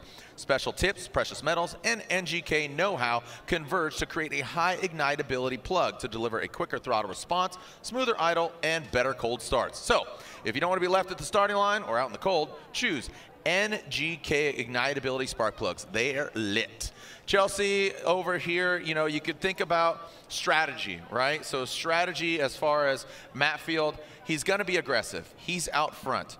Chelsea will now be in the chase position, and he's got to think, you know, do I completely go for it? Do I go to 11? Do I go to 9? I mean, Matt Field, you know, he has a huge deficit here, as you said, an incomplete. He hit him from the rear. The Noda tires are being strapped on. The clock is ticking. So in just literally less than 3 minutes, we'll find out. Matt Field, Chelsea Nova, we'll be back here. Don't go anywhere. We'll be right back. Second half of the finals. We need more cars.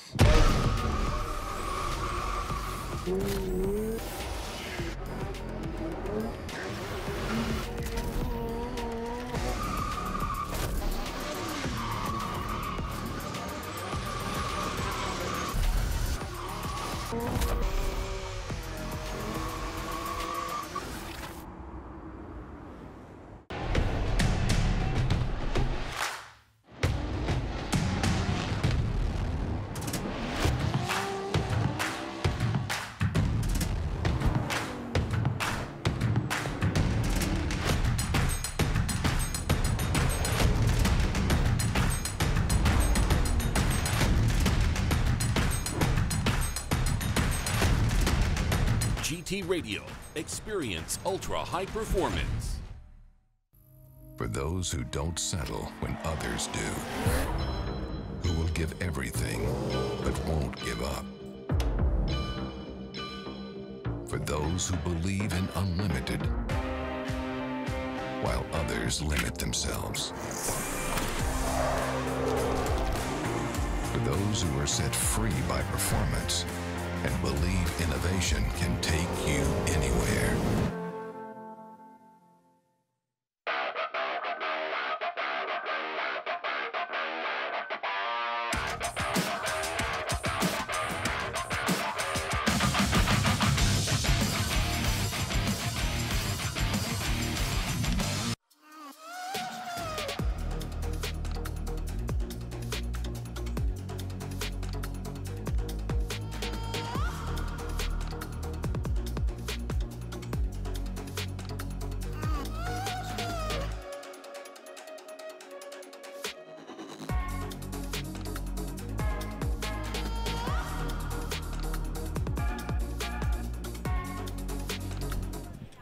Welcome back, and we are getting the second half of this battle. Now, keep in mind the second half because we just saw Chelsea DeNofa lead, right? So Chelsea DeNofa, who qualified really well, he qualified second, and Matt Field a bit lower there. I believe he qualified, what was it, 10th? Where's my bracket here? Sorry. Fourth, Jared. Fourth, excuse me. So he No qualified problem. fourth. So again, Chelsea led. We saw that contact in outside zone 3 that threw Chelsea off. So Matt Field hits him from the rear, straightens him out. So that would be an incomplete for Matt Field. He utilized his competition timeout. Chelsea Nova got to get hands on his vehicle. He's got fresh nittos on the corners, got it aligned, and it's all good. And you saw Matt Field do the same, but Falcon tires in his situation. And Matt Sopa is pulling up there, and I just asked if they put new tires on. Yeah. They did not. Neither one of them put new tires on. So they're going to be running with the same tires they had on run 1. So they're both going to be, you know, however much wear they incurred on run 1 plus 2 sets of burnouts. This was a very small burnout that they did here just to get some heat in the tires. But yeah, they will be running on those tires from run 1. Let's get down to business. Let's send it. Come on, are you ready, Monroe? This could be the final battle. We need one heater of a run from Matt Field and Chelsea DeNofa. What kind of strategy is he going to play? We will find out when those lights extinguish. Let's yell send it as loud as possible. The whole world can hear us. 1, 2, 3, send it! Here we go. Matt Field out front, Chelsea DeNofa in the chase position. Again, Matt Field with that deficit, the Beast of the Bay, our current points leader, has yet to win a round of competition, but still has the points lead. Chelsea DeNova, a couple more outside zones to get the win that he has so wanted this year. Matt Field fills outside zone 3. Chelsea DeNova playing it smart, kicks back a little bit. Matt Field brings it in. He does exactly what he needs to do, but it's not enough to offset that mistake of Matt Field. So Chelsea DeNova did exactly what he needed to do. You have to assume the outcome of this.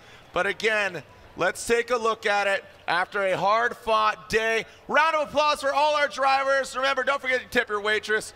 Remember, tune in for Utah if you're leaving the building, but join us over at the podium. Join us over at the podium as the party continues. And let's take a look at this.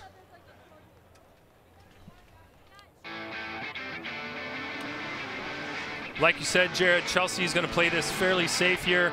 Gets the car a little bit of a bobble at initiation there, but gets the car to angle. So it's kind of a stepped initiation from Chelsea into Chase. Coming up here to the end of outside zone 1. He's mimicking the line. He's not pushing too hard, but he's pushing just hard enough that he's in the game. You can see there he's about a few feet away at the closest, and then a car to 2 cars widths away in the chase position there, but nice and smooth, getting the car put in the right places, playing it strategically. Real quick, before all the fans leave, we are bringing the 3 cars down right here at the traditional start-finish. So you might want to get out your phones because they like to celebrate a little bit. So there is Matt Field, there's Chelsea DeNova. They will be joined by Chris the Force Forsberg. And here you are, some celebratory donuts from these gentlemen.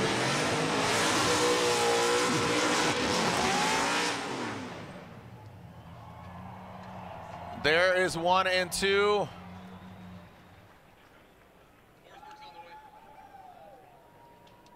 And there are your podium finishers 1 and 2 in the order.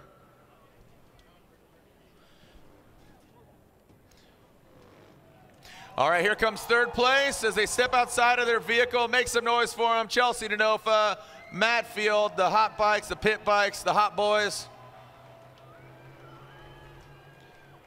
An exciting day out here. Hey, did you guys have fun, Seattle? All right, coming down here, joining them, the final podium spot, 3rd place. Make some noise as he steps outside of his vehicle. There you go. There's your 1, 2, and 3. Hard-fought battle. And here we go. Round 6 of the Formula Drift Pro Championship. We deem this the throwdown. 2 more rounds left, and your points leader will stay the same. That will be Matt Field, but here's your podium finisher. It's going to come down to Irwindale. I promise you, you're going to want to follow the rest and the remainder of the season. But right now, here's your podium for round 6 of the Formula Drift Pro Championship. In 3rd place, piloting the NOS Energy Drink, all new Nissan Z. It is Chris the Force Forsberg on GT Radial tires. And now your winner here at round 6 of the Formula Drift Pro Championship. A hard-fought battle, tooth and nail, hanging with the homies, having a good time, smile on his face. An American driver, pilot an American car, here in Seattle for round 6 of the Formula Drift Pro Championship. Your winner unanimously is Chelsea DeNova gets the win in the Pennzoil Mustang RTR Spec 5D on Nitto tires. Chelsea DeNova gets the win, and with that, 2nd place goes to your points leader, pilot of that Falcon Tires, Drift Cave, Borla Exhaust, Corvette, the gentleman that is the Beast from the Bay. 2nd place goes to Matt Field.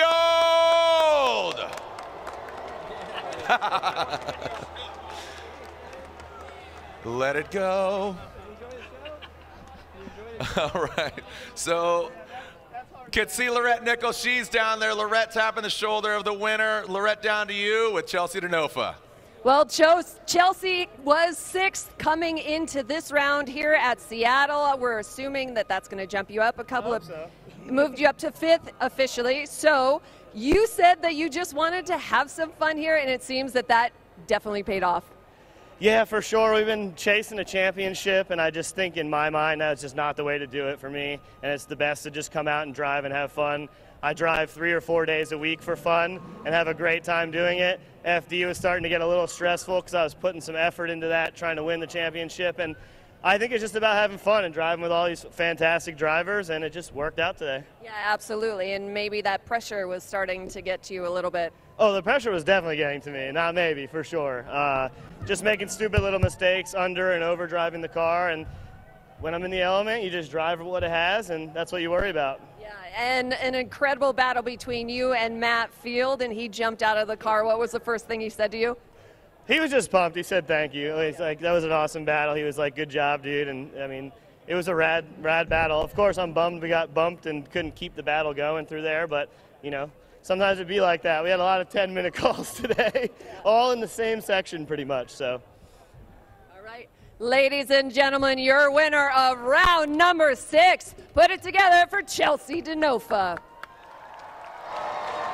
There it is. Congratulations from the Field camp. Chow is spotter, Matt Field, and there's Chelsea's spotter. And here's the unofficial top 5 and where it's at. You can see Chelsea. You got to watch the elbow for the high five. Watch the elbow. Watch the elbow. That's how we do it. And there we go. So again, this is unofficial. We'll do all the math and how everything plays out. But you could see Matt Field, Frederick Oswald, Ryan Turk, they hold. Dylan Hughes drops down. Chris Forsberg, he holds on to that number 4th spot. But you could see just, you know, less than 100 points separate first through 5th. So that's, you know, got some work to do with only 2 rounds left. But there it is, Chelsea DeNofa, Matt Field, and Chris "The Force" Forsberg. Congratulations to those gentlemen. Ryan Lantain, your closing thoughts here, round 6, as we take a look. This is how Chelsea did it. You know, it didn't come easy. Started things out with Travis Reeder, his homie. Yeah, you can see, you know, I love looking at the brackets, and you see a driver flowing all the way down from the top right corner down to the champion spot. He put in a lot of work today.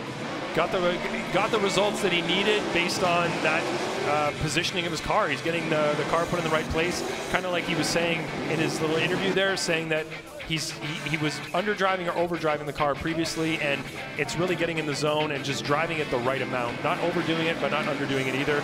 It's analyzing your competitor and really knowing how hard you need to drive so you're not pushing so hard that you're making those mistakes, crashing and things like that. And he seems to have found just the right combination of that today. Yeah, Travis Reeder, who won. Ryan Turk, who won previously this year. Chelsea DeNofa going for it. Bumper budget out the window. And of course, the 3-time champ Chris Forsberg. So there we have it. And he earned it, man. Just that mindset, that is so important. That's such a pivotal part of sports, of motorsports, of all of it. It's just an accumulation of just all these certain elements coming together. Man with machine, not so much versus machine. Just, again, working in synchronicity, going against another duo, another pair, and then you got to go against the track and drifting, man. I still love it after 19 years, and I know you've been doing it in different capacities through the years, but your thoughts on this event and also the rest of the season and the championship? Well, like you said, this is the 6th winner at an event this year in 6 rounds. It's incredible, and it just shows the level of competition here. Not one driver is dominant. You're seeing a lot of different winners. You're seeing a lot of different people do well at the events, and maybe drivers that have done well historically not doing as well anymore. And it feels like the area is changing now. Like what you need, what you have to have mentally. You know, that it's not just about going out there and hoping for the best. You just have to put in so much work off the track and on the track as well. Yeah, Formula Drift has become an absolutely amazing platform. So thank you to Ryan Lantain. Thank you for being up here. Thank you to the judges, Brian Egger, Chris Yule. They had a lot of hard work. Thank you to all our Formula Drift staff who puts in a lot of work. And thank you, of course, to the sponsors, the crews, the teams, the drivers, and last but definitely not least, the fans. Thank you so much for joining us either online or in the building. Love coming to this track. I said it, I'll say it again. probably my second favorite track after Atlanta. Atlanta is the birthplace, but I love the energy here. Beautiful backdrop. And I'm going to go golfing tomorrow. I'm going to tee it up. But we're going to tee it up again in the Formula Drift World September 15th through 17th. Grantsville, Utah. That is a Pro Spec and Pro round. Round 4 of the Link ECU Pro Spec Championship, and we will crown a champion there. But the Pro Champion will be crowned in October at the House of Drift, Irwindale, California. On behalf of our whole team, thank you to our live stream team and Kemp and the boys and everybody there. Thank you so much.